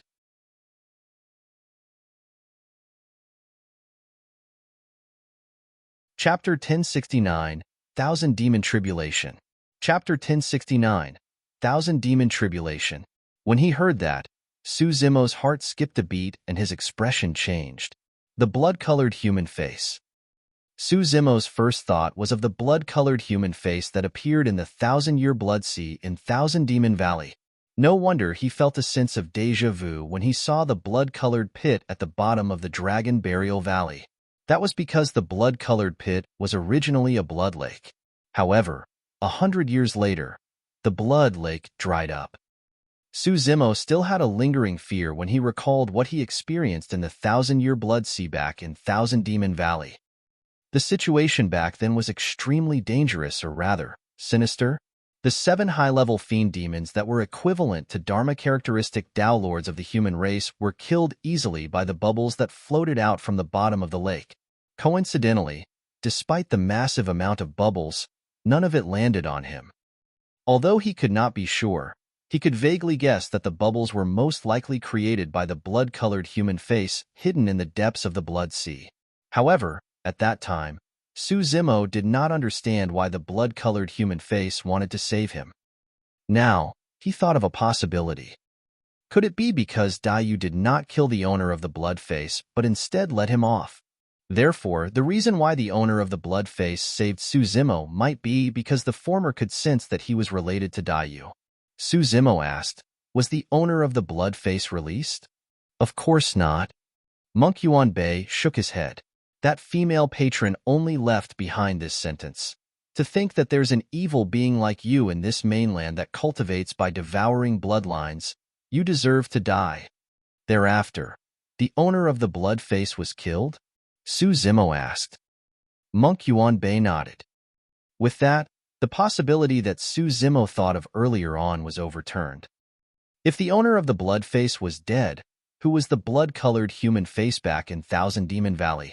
Why did that blood-colored human face help him? What was the connection between the two blood-colored human faces? If not for the female patron, we wouldn't have realized that such a terrifying existence was hidden beside us. Monk Yuan Bei sighed softly.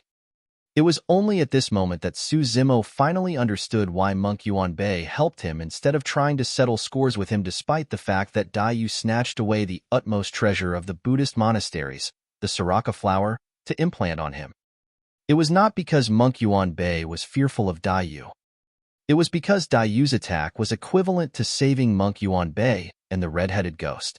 The red-headed ghost said, "It's also because of what the red-robed woman said after her attack that we realized that the catastrophe 10,000 years ago was not a coincidence. The owner of the blood face should be the mastermind behind the catastrophe. He was the one hiding in the dark, manipulating us like puppets." Su Zimo said in a low voice, "There's a high chance that the owner of the blood face was the advisor of the Great Qin Empire." "Yes," Monk Yuanbei replied. "After that catastrophe, the advisor disappeared and no one knew where he was. He was the one who instigated the Emperor of Great Qin to cause this catastrophe. Due to that catastrophe, the Great Qin Empire was destroyed and the Emperor of Great Qin died. The red-headed ghost lost his beloved son and nearly died. As a result, he restricted himself to the bottom of the Dragon Burial Valley to repent. The two super sects of Daming Monastery and Fahua Monastery were annihilated as well. In the entire catastrophe, the only beneficiary was the owner of the blood face who cultivated by devouring bloodlines at the bottom of the Dragon Burial Valley.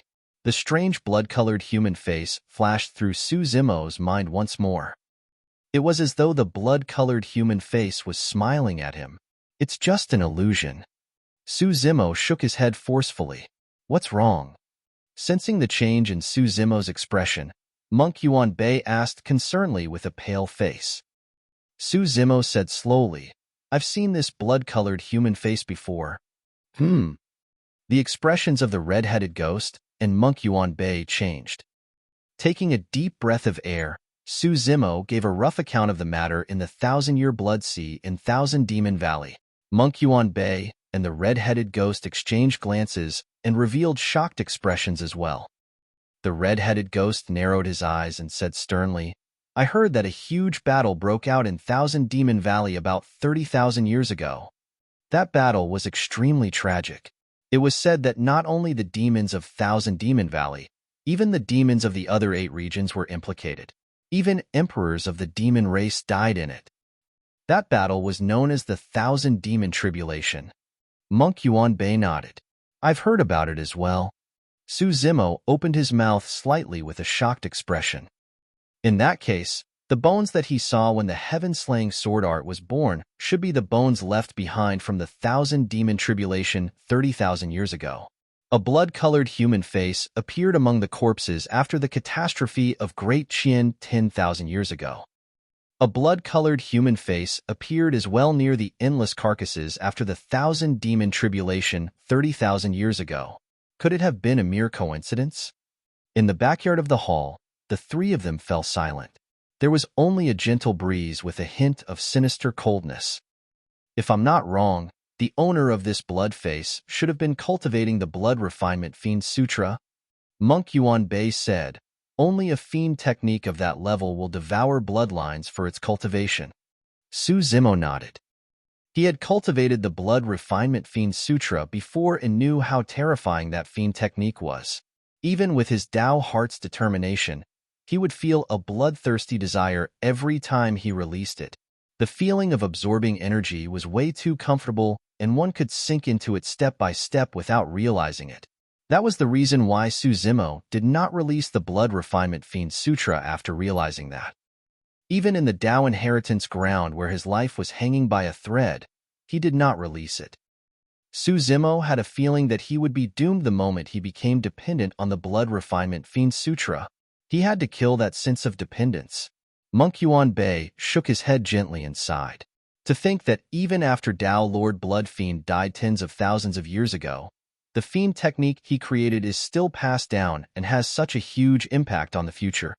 In Su Zimo's mind, he could not help but recall the stone coffin that he saw floating in a pool of blood when he, Demonist G, and the fiend heirs headed underground. He recalled the skeleton that crawled out from the stone coffin. Tao Lord Blood Fiend might not be dead yet. Su Zimo's expression was grim as he said in a deep voice, or rather, he has already come back to life and returned. Su Zimo recounted what he had seen deep underground and his speculation. I've heard you mention this before. However, the battle between Monk Daming and Dao Lord Bloodfiend happened more than 40,000 years ago. How can Dao Lord Bloodfiend live for so long? Was he relying on that single Mingwang prayer bead? Monk Yuan Bei frowned. There are still many unexplainable points to your speculation. The red-headed ghost added, for example, why were there so many chains wrapped around that stone coffin? If they could set up so many preparations, why did they not kill him directly? Su Zimo nodded. He could not explain those questions either. You're tuning in to the Warrior Lore YouTube channel. Don't forget to subscribe and join us on this journey to catch the most captivating stories.